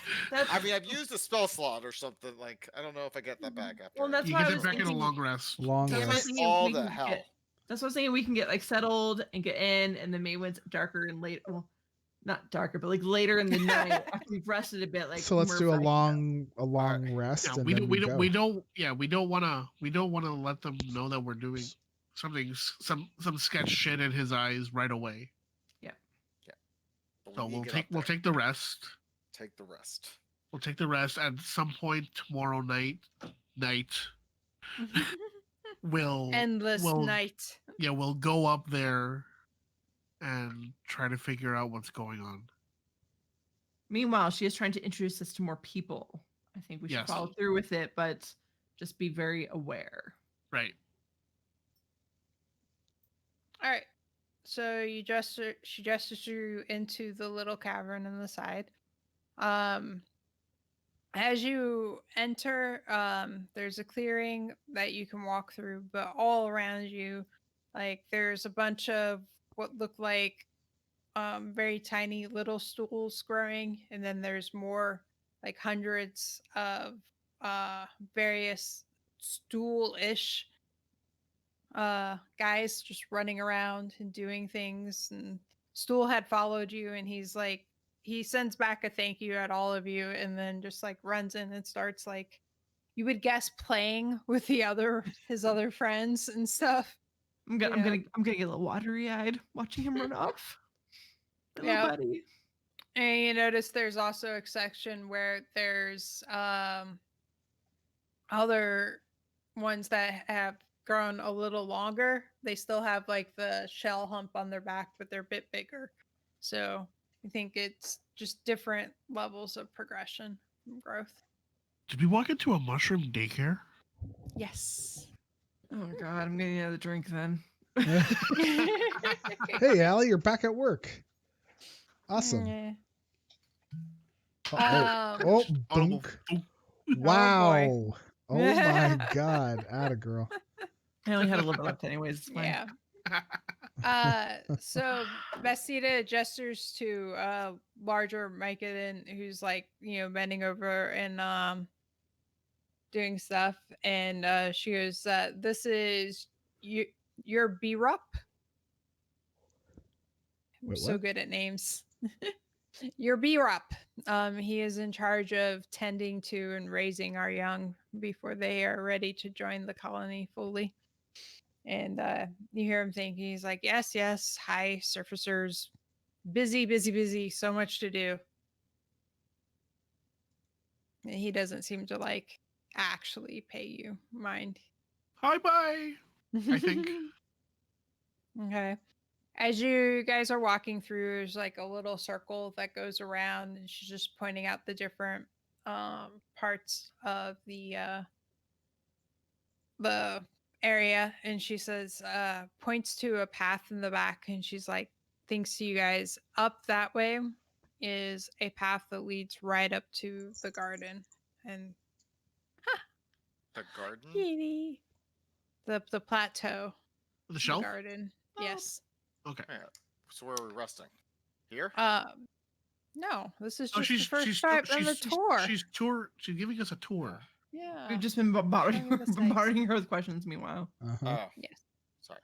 So that's her suggestion of how you guys go up to there. Pass on through, and she'll take you on to the next area. Which we were in there. And then... All right, off to that side. Sorry, I was just making sure I had the map right in my head. So she'll take you back out of the cave and around the side, and she'll take you up a path that leads to a terrace. It's not quite on the same level that the plateau you were at, you were looking at before when you were speaking to them, like far off in the distance. It's a little lower than that, but it's like along the side of the wall. These terraces are quiet and calm. The only sounds here are soft ploppy splashes as water drips from stalactites above onto the caps of oversized mushrooms sprouting from the mushy earth.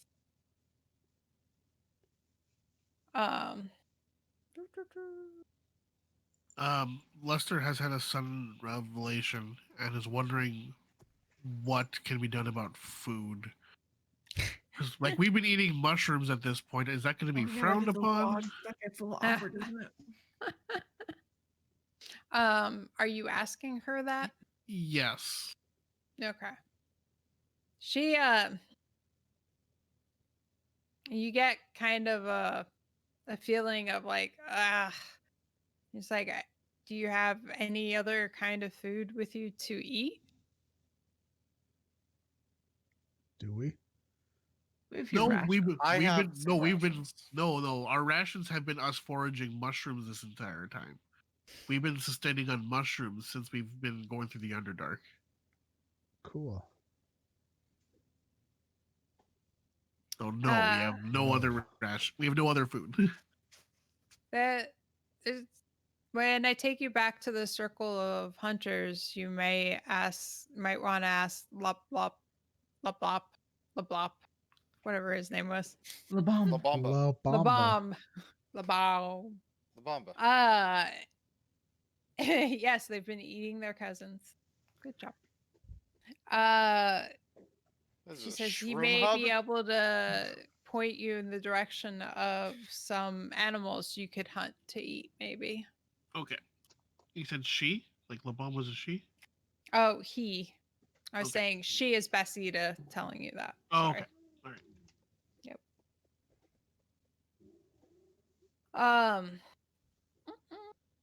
Yep. She greets another mushroom as you guys are entering this area, and she says, "This is Rasharu. He's the leader of our circle of explorers in this area, and he is quite helpful. So if you need anything, feel free to reach out to him." She also points out that there is another entrance up to the garden in the backside of this place, which might be another access point you would consider taking. I'm sorry, what was this near again? So the big oh, actually, I can just share the damn map with you guys. Sorry. It's okay. I forgot. It's been a while. Yeah. Copy. All right. Oh, I gotta make the screen smaller so I can type to you guys. There you go. That's a link. Boop.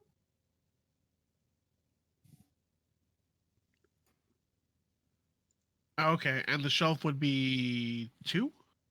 So the big shelf where they want you to go is 5.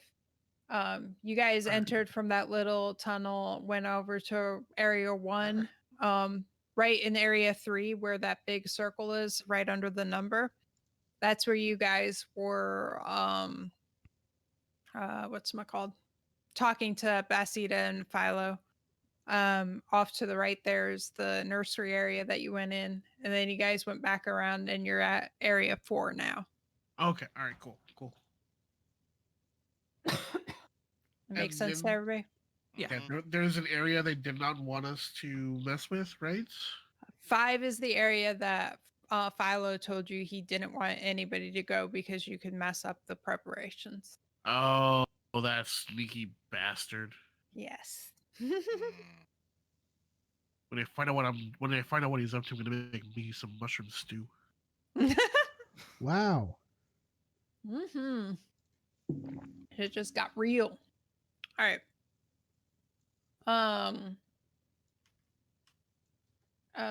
So yeah, when she points out to you that he could probably help you with whatever, she also mentions he may have some more ideas about ways to the surface as well, because as an explorer he goes out and travels a lot.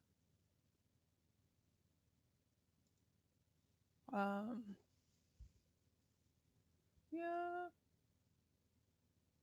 So, and after she mentioned that there's that back path, Rusher chimes in. He's like, "Oh, are you guys going to go check out the garden and figure out what's going on up there?" I'm gonna be coy about it and share with him in the group. We were told not to go up there. Yes, but Basita just pointed out to you a way to get up there. Did not realize that Basita had conveyed that thought to Risharu as well. Well, because we've been told that once preparations are made, we'll be able to see the cedar. So she's just letting us know the directions we'd be potentially going up there for it. Mm-hmm. Yeah. Kind of have the feeling that Risharu was in on it with Basita. He just kind of looks at you. He's like, "Okay, well, if things do go poorly, he's directing it at Basita now, but he's letting you guys hear as well." He tells her, he's like, "Well, if everything goes poorly, I have a few escape plans ready, depending on what we need." Okay, so Risharu is definitely in on it with Basita. I did not have to be coy with Risharu. So I asked this kind of out loud for everybody to hear, like more for them. Do you think we have time to waste or to rest? Well, Philo has said that preparations won't be ready for a few days.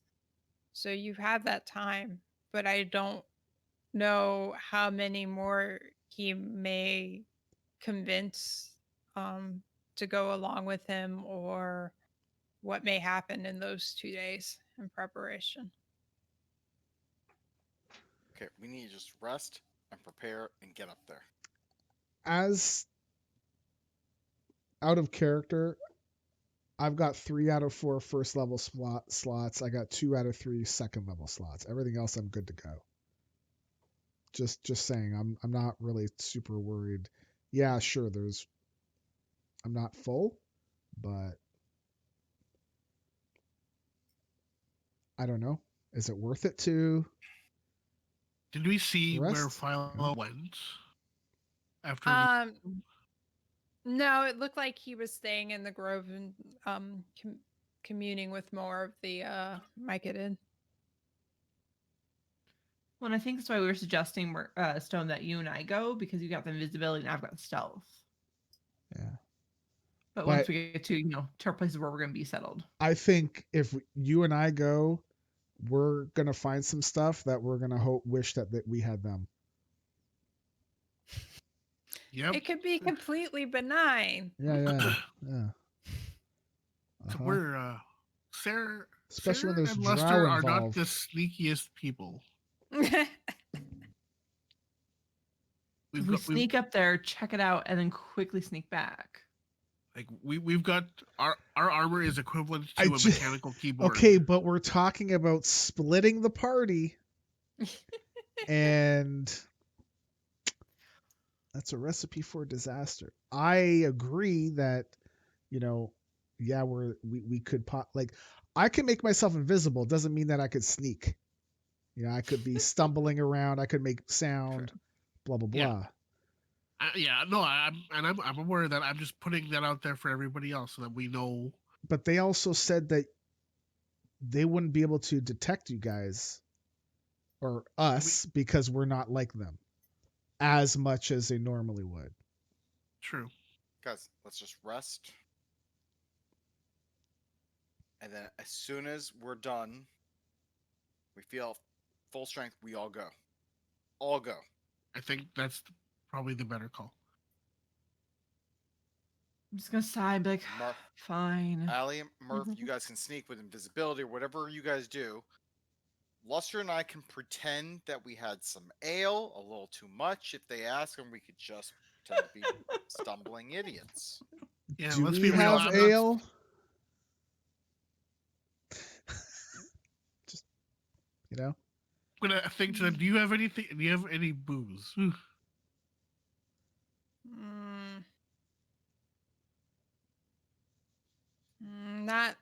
Not as such. We might have something that someone has traded at some point that we didn't really have use for, but do you have anything that will just fuck us up? Okay. Wow. Luster, we don't actually need something. We just need to pretend. I need to know that there is something down here so that we can pretend to be on it. I'm not looking for it. If we say we're drunk and we don't, if we say we're fucked up and there's nothing down here to fuck us up, no one's gonna buy it. It's true. She mentions that she thinks there's some beetles you guys might be able to find in the nearby area that seem to have an unusual effect on the surfacers. Okay, that's all I need to know. I'm not looking for it, Sarah. I need to know something down here exists for us to get fucked up on. Okay. Although, Lester's taking a note. Jesus. All right. So you guys continuing with the tour, or what are you doing? Sure. Let's go. Keep going with. Okay. At this point, I am feeling anxious. I mean, personally, my character. I kind of feel like I know what's going to happen now. Yeah. Yeah. All right. So she takes you back down through the entryway and around to the other side of the cavern at this point, which is area 2 on your little mappy map. There we go. La la la. La la la la la. There we go. Water trickles down from the walls of the vast cavern and are channeled into a crude but effective terraced irrigation system.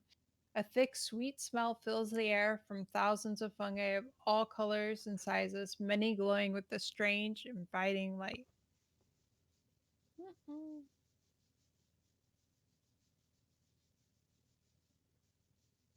So there's just a bunch of bioluminescence going on right now. Luster is just like open mouthed staring at everything. Like this is just so fucking cool for him. Yeah. Burp, burp. She gestures over to another myconid that, if it was more humanoid, you might explain as being overweight or wide. He's just a very wide mushroom. Like a portabella instead of a chanterelle. Yeah, we'll go with that.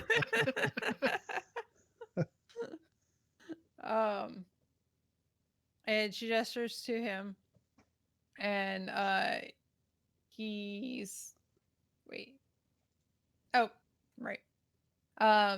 She gestures to him. His name is Gaspide, and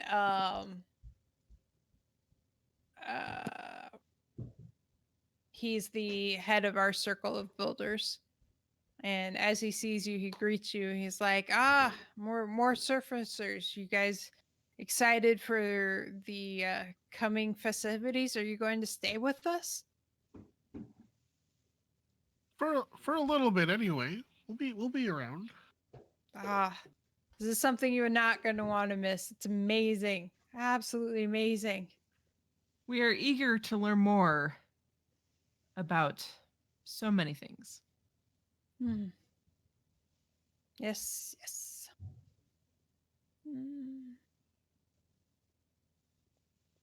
Just eye roll.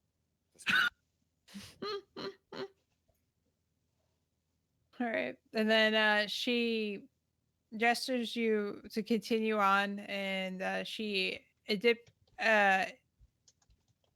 introduces you to someone she calls Hepopy. Hep-O-P-B. Oh my god. Hebopbe. I don't know how you say that. Hepoopy? Yeah. No, not boop, because there's not two O's. It's just one. Bop. Hepopy. Either way. Hepopy. Yep. And she says this is Hepopy, who's our head of the circle of growers, and this is the area where would be most comfortable for you to rest and relax.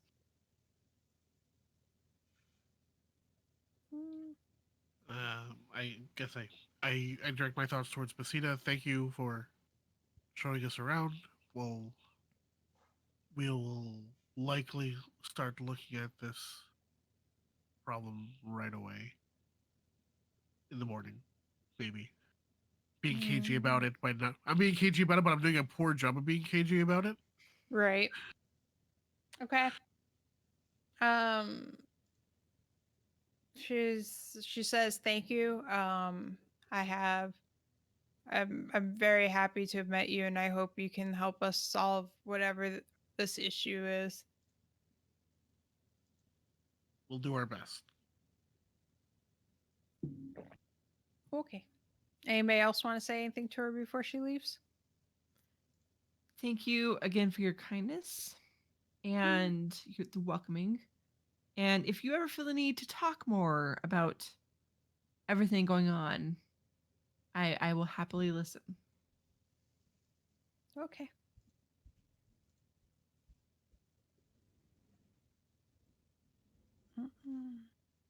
Oh, somebody has to know. Gross. All right, so then she heads off.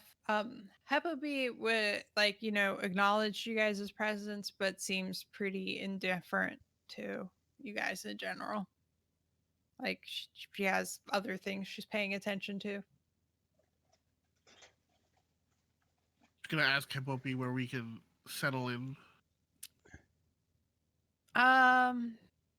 She looks and she kind of gestures over towards a bigger mushroom, which has a nice big canopy that you would think would, if you were on the surface, would protect you from rain very well, basically. There's nothing in the way of privacy, is there? There's not like a weird curtain, a weird like moss curtain or anything. Yeah, she thinks about it and she's like trying to figure out this concept of privacy. Like she's Cool. We're just sleeping in the open. All right, guys. she's confused. Time to take the clothes off, baby. It's full circle. I got naked in episode 1. Do it up. Let's do it up. All right. Is there anything you guys want to do before you long rest? I'm gonna go over to who was it? Rasharu? Who? Oh. Wait. Oh no, Labum. Labam. Oh yeah, you wanted to go find Labam. She would have told you that he would be back in the area labeled number 1. Okay. Before So I we, will. before we do go back there, I want to go talk with Rasharu. Like, I'll catch up with you guys if you don't want to come, but I want to go. Yeah, I'm just going to Labum to see what we can do about food. So. Okay. Are you safe by yourself though, Seraph? Like, am I hanging back with you? Just gotta ask him a question. Maybe someone should go with him. I'll stay with Seraph. Did you say you're going with Seraphis, Allie? Yes. Okay. What do you Murph, you have want a to make it a response? threesome? I will go. I just want to keep my eye open for anything that might, or any mention of possible magic. Go with Lester or go with Seraph? With Seraph. All right. Oh well, no. Hold on. If it's 2 and Yeah, no, we let's, should like let's do 2 and 2. If we're gonna split But up, here we are splitting the party. I'm gonna go It's with always a Lester. good idea. I'll go with Lester. Okay. While right. we're walking. Oops, sorry. Why don't I apologize to my mic?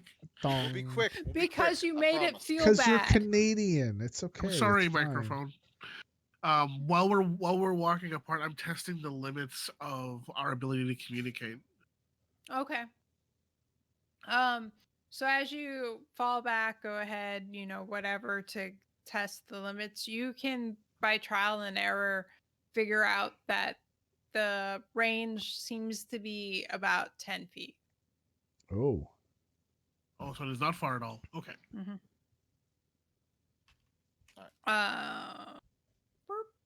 Okay. And all right, let's do Sarah and Allie's part first, and then we'll come back to Toasty and Stone. Good, I'll go to the bathroom then.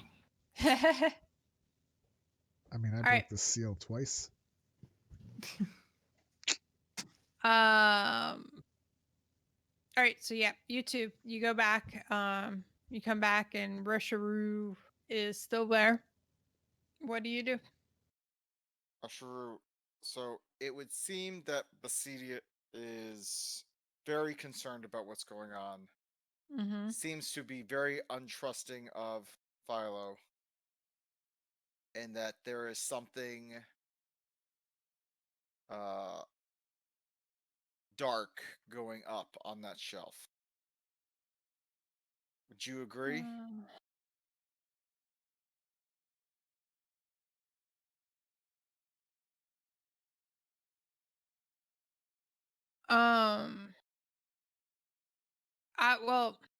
I was the first one who pointed out to Basidia the change in Philo because I go away and come back for long periods of time.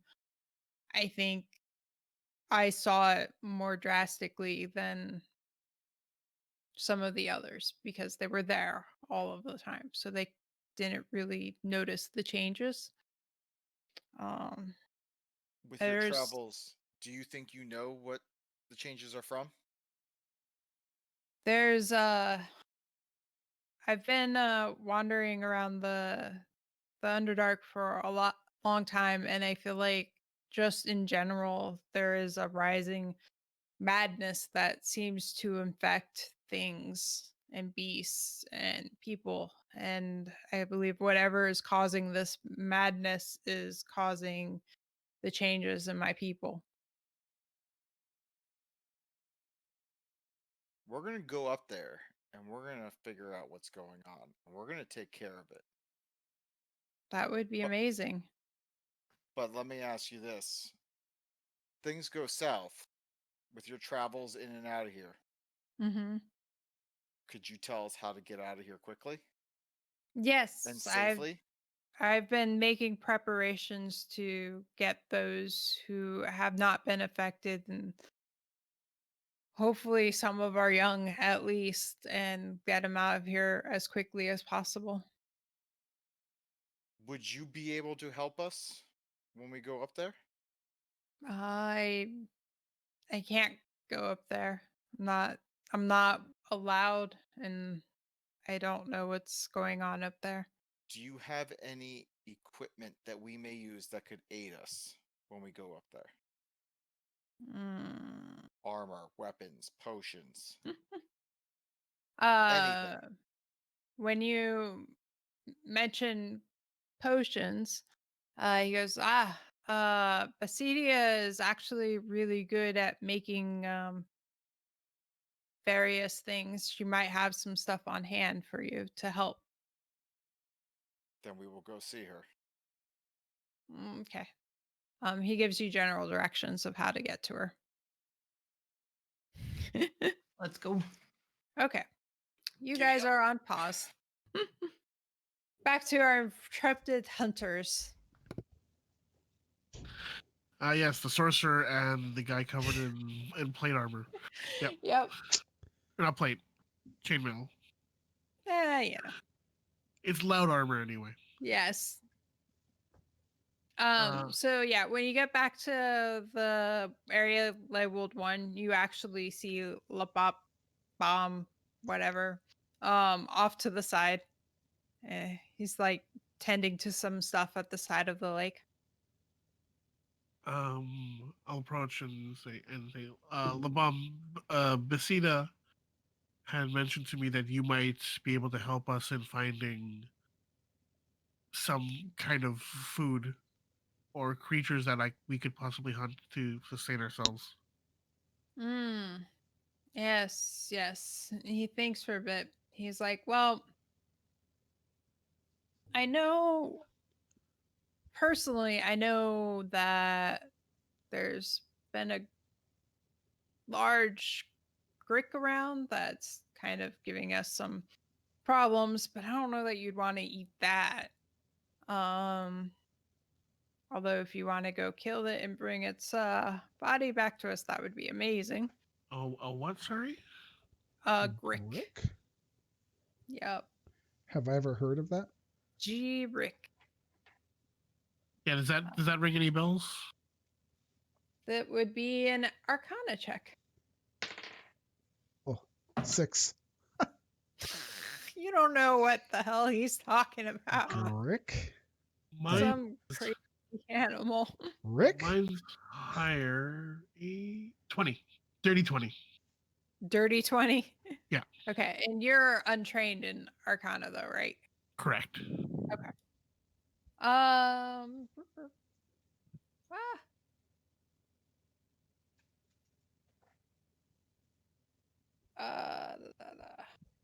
So you know that it's a large worm-ish kind of creature, and that it tends to be very hard to detect until it moves, and it tends to be an ambush hunter.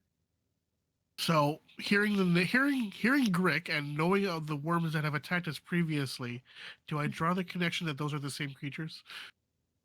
Did you guys fight those before? Yeah, we fought worms that have ambushed us in a cave previously. Oh, right. Let me look at the history real quick. Should have that written down.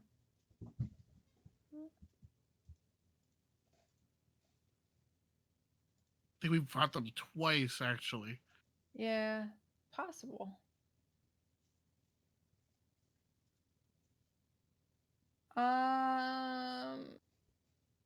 It sounds kind of similar, but slightly different than what you guys have fought before.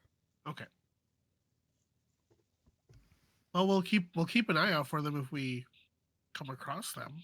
Yeah, I think for you surfacers, the best food would be to find rats. There's some around. Mice. Yeah. I gesture towards the body of water. Are there some sort of weird underground fish here? Oh, not in our pool. Our pool is mostly where we get nutrients and various things for our needs, but there are no fish in our water. You could go back to the dark lake. I'm sure there's things swimming around in there. Yeah, a few things there. Rather not. I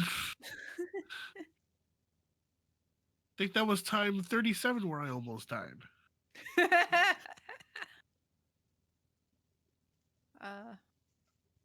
Okay, rats and other small rodents. Yeah. Noted.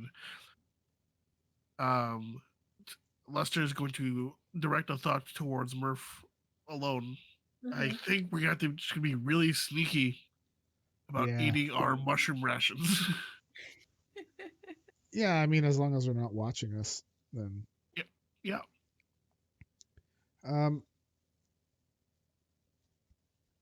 I asked Labam, right? Is it okay? If they're familiar with magic at all.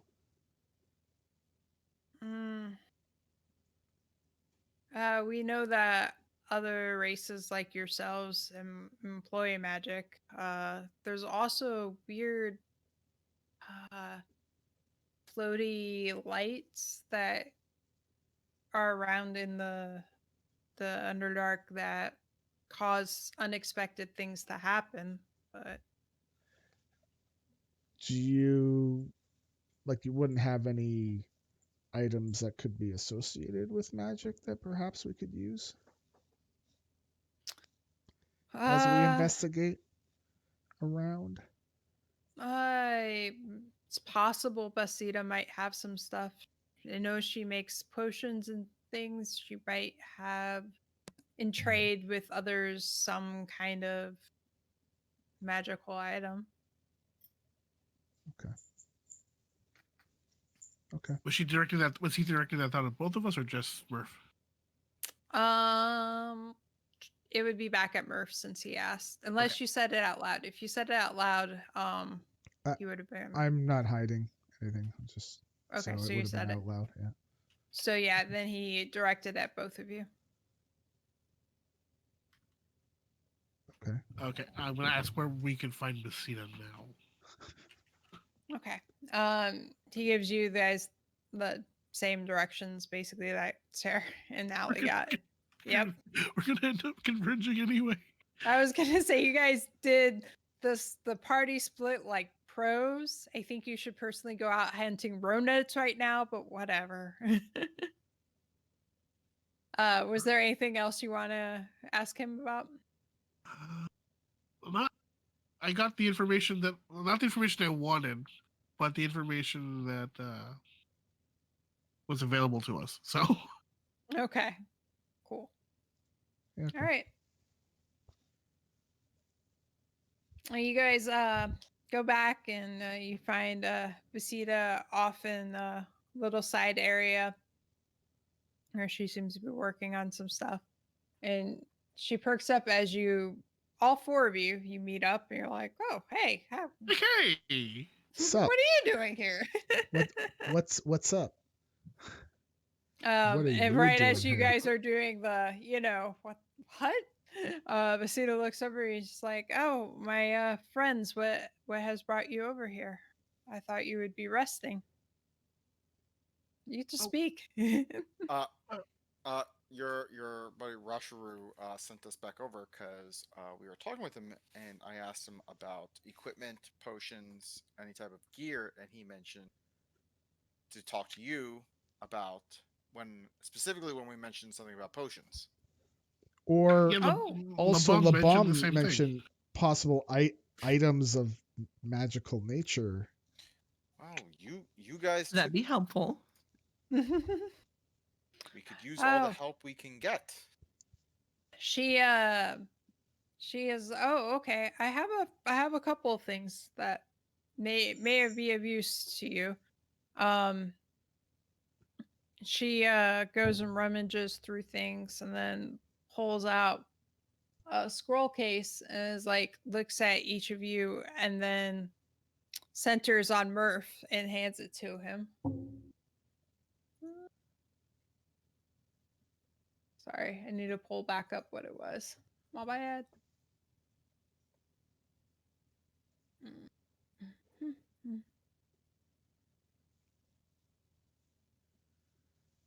La la la. It's a lot of There we pressure. La That's what it Bamba. Oh my goodness. It is a scroll of protection against fiends that she gave you. Okay. So I know this. Do I know how long it would last for? Yeah.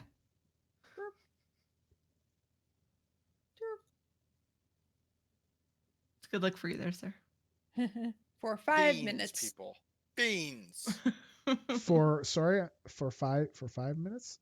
For 5 minutes, you get a invisible barrier around you that extends to form a 5-foot radius at 10-foot high cylinder.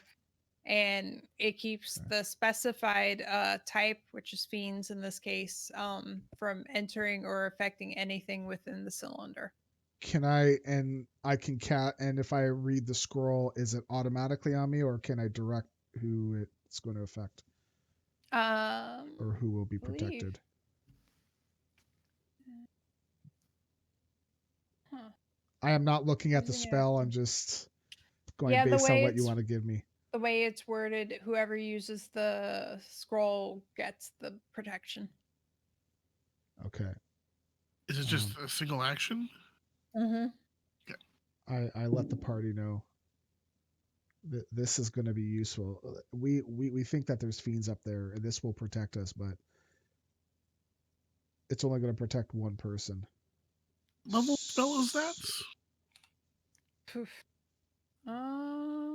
Level? I think that's a second or third. Well, it depends on class, I think. I'll let you look that up. Shouldn't depend on class.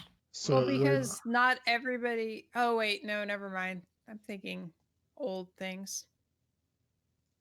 Yeah. So, I just a question. Mm-hmm. What I mean, what does overall like I feel like I know just in general, just from all the nerdy crap that I've done in my life. But what is the D&D definition of a fiend?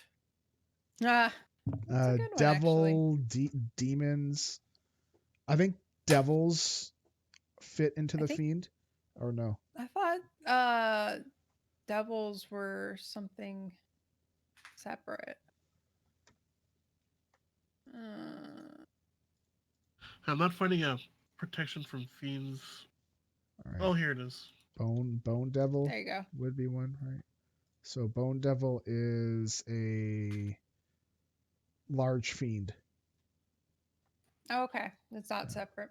No. Cool. Oh, okay. So it's a scroll of protection, but this one happens to protect against fiends. So there's not a spell level associated with it. So I don't think that's an actual spell. Okay. Okay. That makes sense. Wow, the things you can protect from are really random. Yeah.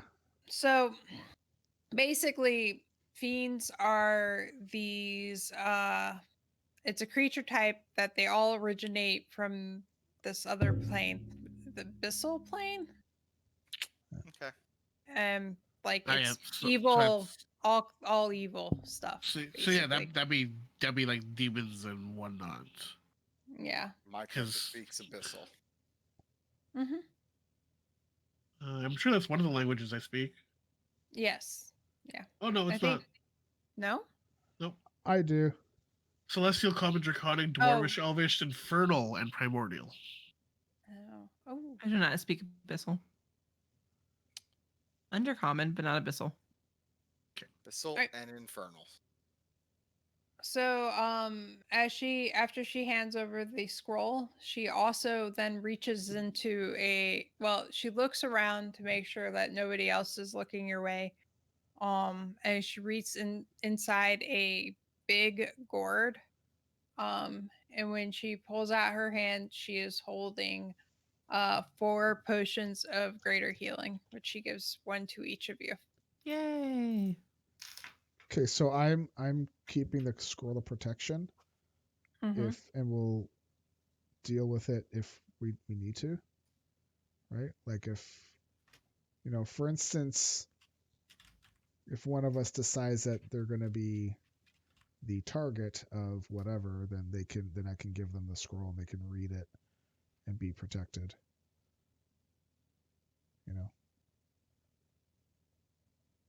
Yep. Makes sense. So we can each get a potion. Yep, you each get a potion of greater healing. Yay. Potion of healing. Greater healing. Greater. Greater healing. Potion Nice. of greater healing. Great. Yeah, so it'll be potion of healing, Greater. comma, or Yeah. parentheses greater. Yeah. Okay. Ooh, 4d4. I still got my necklace of fireballs. So you may need the potion of greater healing. I've got 6 beads apparently, I'd forgotten about that. and just So if I double prepare healing word, can I double its efficiency? No. And then she also tells you if there's another type of potion that you want, I could maybe make it for you, but it will take time.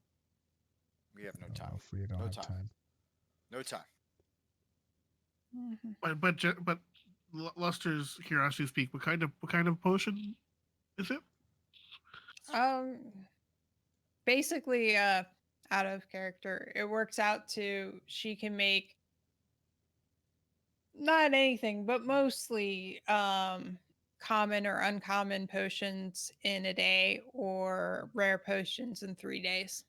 Oh, okay. I thought she had a specific one that she No, was no. working on. Okay, never mind then. Yeah. Thank you for your help with this. This should help plenty.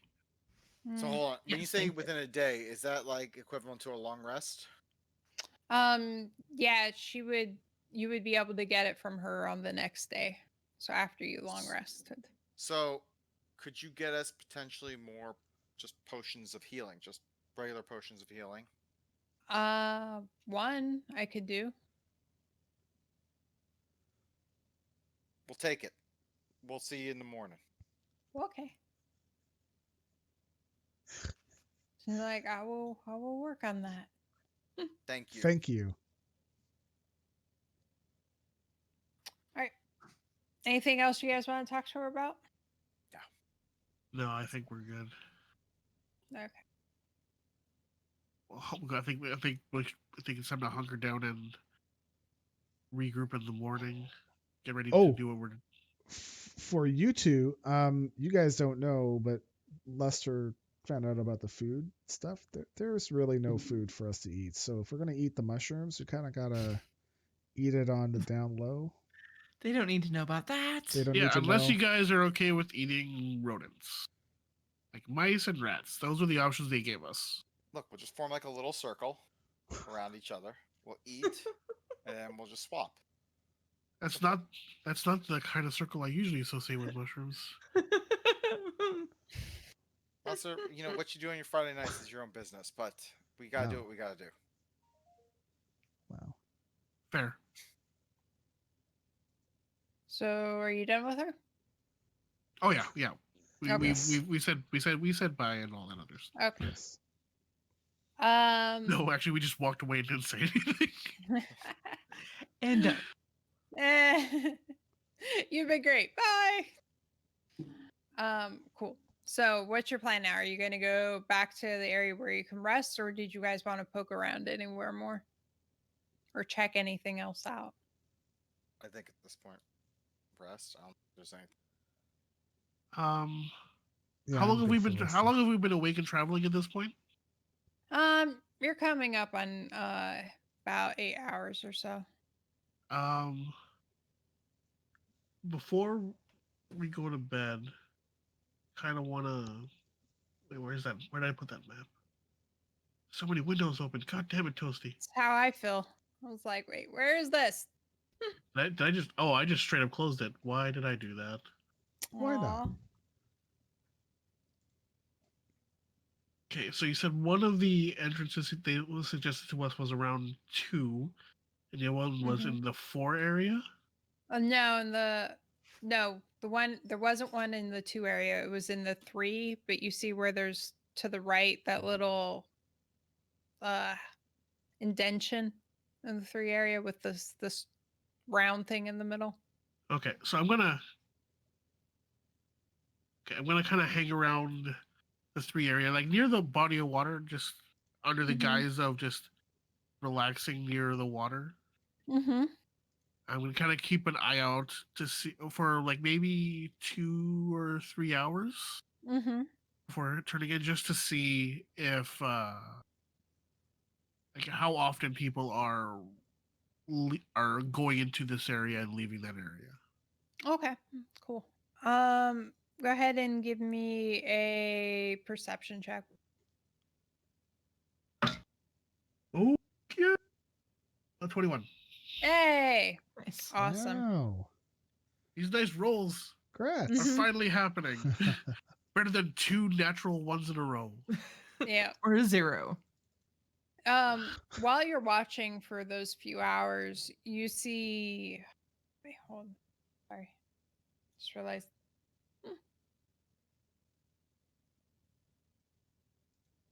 You see. Oh, you see one myconid go up in that area, but you don't see anyone else go in or out at all.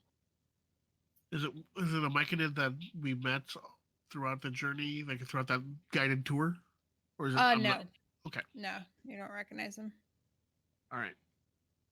So after that couple hours, I'll head back to the resting area and kind of just so whatever's I'll tell everybody mentally. Mm-hmm. Like, okay, there doesn't seem to be a lot of activity, at least out of the one entrance that I was parked out at. I only saw one person kind of walk up, and nobody's come down from there at all.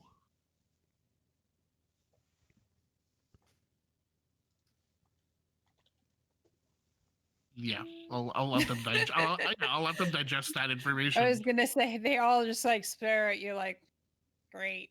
All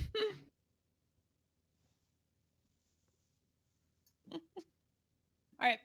Was there anything the other 3 of you wanted to do while Lester was out casing the place? In the place. I'm good. Secretly for eat now. my mushrooms. Okay. All of you give me sleight of hand checks to see how Oh, successful you are at eating jeez. your mushrooms without anybody noticing. Arlie. Oh my god. Oh no. Well, that's a 12. Okay. 15. Ha! 15, 21. Allie? Yes. 21 for Sarah. 13. Oh, hey, double digits. Good job. On a Yay, dex thing. Toasty. I know. All right. So you guys are good. Nobody notices you eating your mushroom family at all. This one was Bob.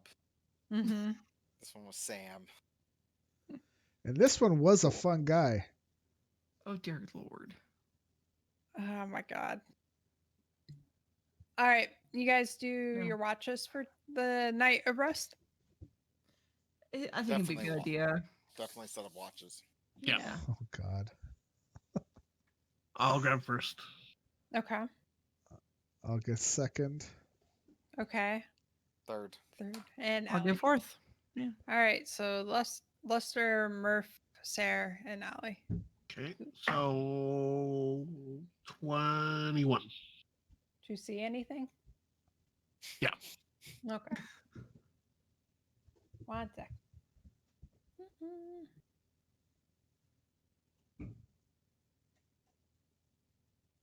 All right. Yep. You don't see or hear anything. Nope. Passes without event. Yay. Perception, yeah. Uh-huh. Oh God. 18. Ooh. If I hear sounds, I'm just I'm gonna commit myself. Yep. Nothing interesting happens on your watch either. Commit Okay. yourself to what? The mushroom sanatorium?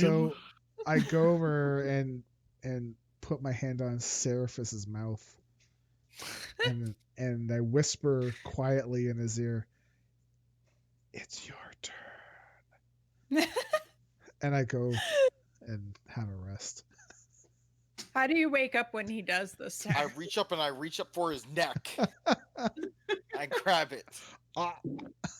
Upon God. realizing it's Murph, I lighten my grip. It's like, dude. And under my breath, I whisper, "Idiot." Okay. Give a perception check, Sarah. Oh. 7. Oh God. All right. Nothing happens while you on your watch. Nothing happens that we're aware of. Uh-huh. I walk over to where Allie is resting, and unlike Murph, I gently tap my toe against the bottom of her foot. Oh. It's like, what are you tapping, yo? Calm down. Jeebus. Wow. Tap, not tip. Calm down. What? Whoa. Yeah, I wasn't going there, dude. Well then, how do you respond to this waking up, Allie? Just gonna open my eyes and kind of yawn, stretch, and I'll start getting up. Okay. And then ask him if anything happened. Not a damn thing. All right. Says perception, right? Uh-huh. 18. 18. Nothing happened. All right. Ridiculous. All right. Cool. You guys have a quiet night. We had Hey. a long rest, right? Yep. Sweet. So go ahead and process your long rest. Rest. Take Get a your rest. things done. Oh, where is that? Oh, right there. There's a button. Nice. That didn't work. Try Luckily, again. Luckily, I didn't take that much damage because I spent half of that fight just stunned. It's true. Just standing there like, What are you talking Oh. about? Oh, cool, a worm. So I was poisoned yeah, no, you're fine. Okay. You don't have poison or anything. because, like, after no. the long rest, the poison stayed there. So. Wasn't... Oh, yeah, it'll do that. Also, Oh, yeah, Sarah, no, you're fine. remember your lay on hands. You can cure your own poison. Yeah. Touch yourself. Yeah, you just use 5 hit points from your lay on hands pool and you can cure it. I touch myself. Wow. No? Dear Lord. It's like I'm gonna be stuck in my head all night now. Yep. Thanks, buddy. Thanks. You're welcome. All right. So you guys get up. Do you want to do anything before you head out to collect from Besita? No. No, I think we're just gonna. It's Yeah. game time. All right. Well, that means my mage armor's gone. God. Game. Yep. faces. All gone. All right. So you guys head over to her. She greets you and she holds out another. This one's just a regular potion of healing, not a potion of greater healing. Who's gonna take it? I'll reach out and take the potion. All right. There you go. Cool. So, which way have you guys decided to try and go up to? Oh yeah, the we probably garden? should have talked about that, eh? Maybe. Just maybe. I I feel maybe the location that I staked out. I don't know. I feel like we should go to the location where Rusharu was because he could lead us to the right spot, and then if we have to get out, he'll know the best way to get us out. Yeah, that's fair. Yeah. Let's do that. All right, cool. To Rusharu. But Making note. stealthy. We're gonna be Yeah. stealthy. I was gonna say, are you guys gonna stealth the whole way Stealth. there? I'm stealthing. Or, I mean, maybe not while we're walking towards there. Well, like, but it once could we be get fun. Yeah, that makes sense. once we get to the Okay. path, well, we will be stealthy as fuck. Okay, cool. You know, cling clang. It'll be Mhm. fine. Keep your cling clanks to yourself. It'll be fine. right. I can't help it. When you guys get up into section 4 where Rosharu's area was, you don't see him around. You don't really see any myconids at the moment, so it's just empty area basically. Have we seen any myconids on our journey to Area 4? You saw a couple, not many. I was around the town the day before, but you can easily surmise that maybe they're not all up and moving or whatever Right. Okay. on their cycle. All right. So, do you guys want to do stealth checks to go into area 4? Yep. Yes. I Oh, mean, I one, also two, and- need one person to roll a d10 for me. Okay. Stone's got it. 6. Okay. Oh, I don't great. like that laugh. I love how she said that. Okay. We face 6 Gricks. Bricks. Hey, luckily it's a thing they wanted us to hunt, so like, it works out. All right, cool. So what were we doing? Oh, stealth checks for going up in the area. 25. Oh my god. You rolled a 1, didn't you? No. 7. Oh no. Total. Total. Wait a minute. Okay. At this so, point, would I know that fails? Wait, my luck No. wouldn't cover that, right? No, my what's my that? luck only covers attack rolls and stuff. no, you can use luck I on think whatever it's- D20 roll you yeah. want. I think it's any d20. Can I use luck? I'll leave that to you. Uh, If not, because I kind of gave you the yeah, number and I no. was like, Yeah, it's fine. Okay. I'm gonna use So- luck. Funny story, everybody. 9. Mm-hmm. So this entire time, I'm like, okay, I've got chain on. I should be rolling my stealth checks at disadvantage. Uh-huh. So that's true for chain mail, Oh, not for a but- chain shirt, Not which the is what Right. I shirt. have on. Yeah. But I've been rolling I at thought you had disadvantage. chainmail. Cool. No, Toasty. I stole chainmail in the beginning. That's why I had it in my inventory. Oh, But But you I've didn't actually equip it. been wearing the chain shirt because that's my That's original amazing. gear. okay. So I've been rolling at right. disadvantage this entire campaign for no reason. Good job. Cool. Well, I am wearing chainmail, and disadvantage is where you roll twice. You take the lower of the two. Right? Yes. Yep. Yeah. All right, here we go.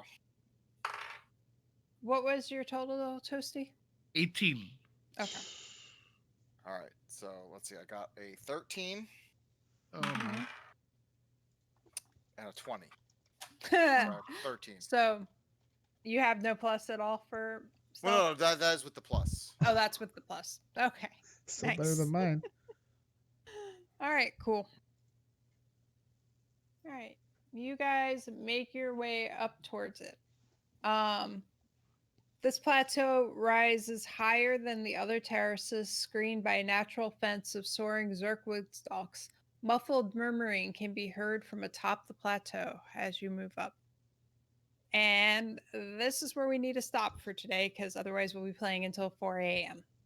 Oh my after work in the goodness. morning. Some badass shit about to go down. Work? guys. I'm telling you. Work, Eh, work, work. You know, there's COVID, eh? You don't need to go to work. It's fine. Yeah, that's not my life reality. Government will give you money, right? No? Oh, I mean, our government will. yeah, well, not that much.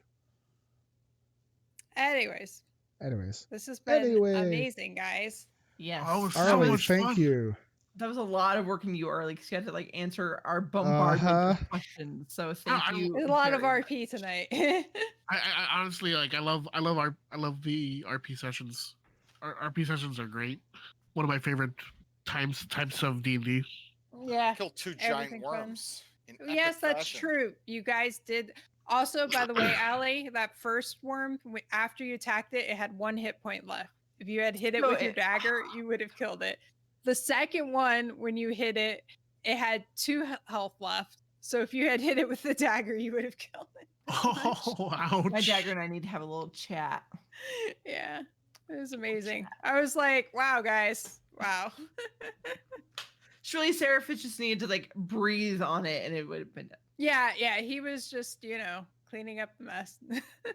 Also, I made a mess. True. Also, I realized after the fight that Sarah should have been rolling concentration on Hunter's Mark. Yeah, That's a concentration but he didn't spell. really take very much damage. No, it's only so it's only if he gets hit, right? about it. Yeah, And he did get got hit. hit Oh, he once. did get hit. Okay. Yeah. But like, let's be real, it would have been a DC 10, I think, and Plus he the probably damage, has a plus. He probably has a. It's either DC 10 or half the damage, whichever is higher. Yeah. What? And let's face it. Hold on, I'm very confused here. So Hunter's Mark is a concentration spell. Okay, but concentration isn't one of my things, sir. No. So it's a con save. It's the you make a con save to do a concentration check for any spell that you have to concentrate on. Yeah, it's saying that you have the fortitude to maintain focus even when you're getting hit. And knowing Sarah's stats, he probably has like a +9 to Constitution saving throws. I have a +4 to Constitution. Wow, mine's a +5. Ooh. Mine's a +2. Nice. Just nice. calm down. Jesus. Well, it'll be +9 eventually. Yeah. Allie, happy birthday.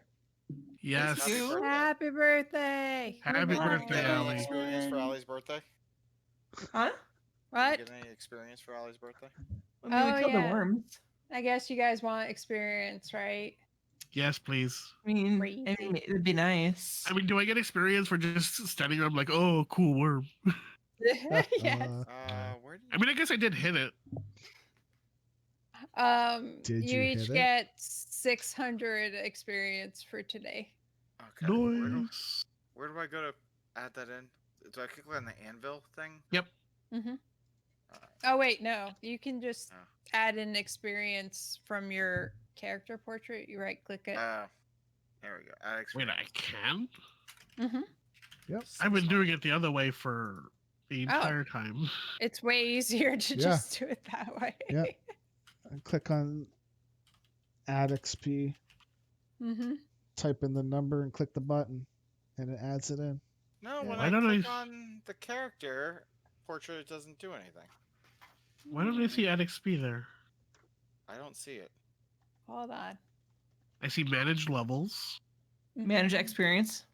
Underneath that. Manage experience. Oh, fuck me running. God damn it. I was like, I know it's there. So you know what's funny?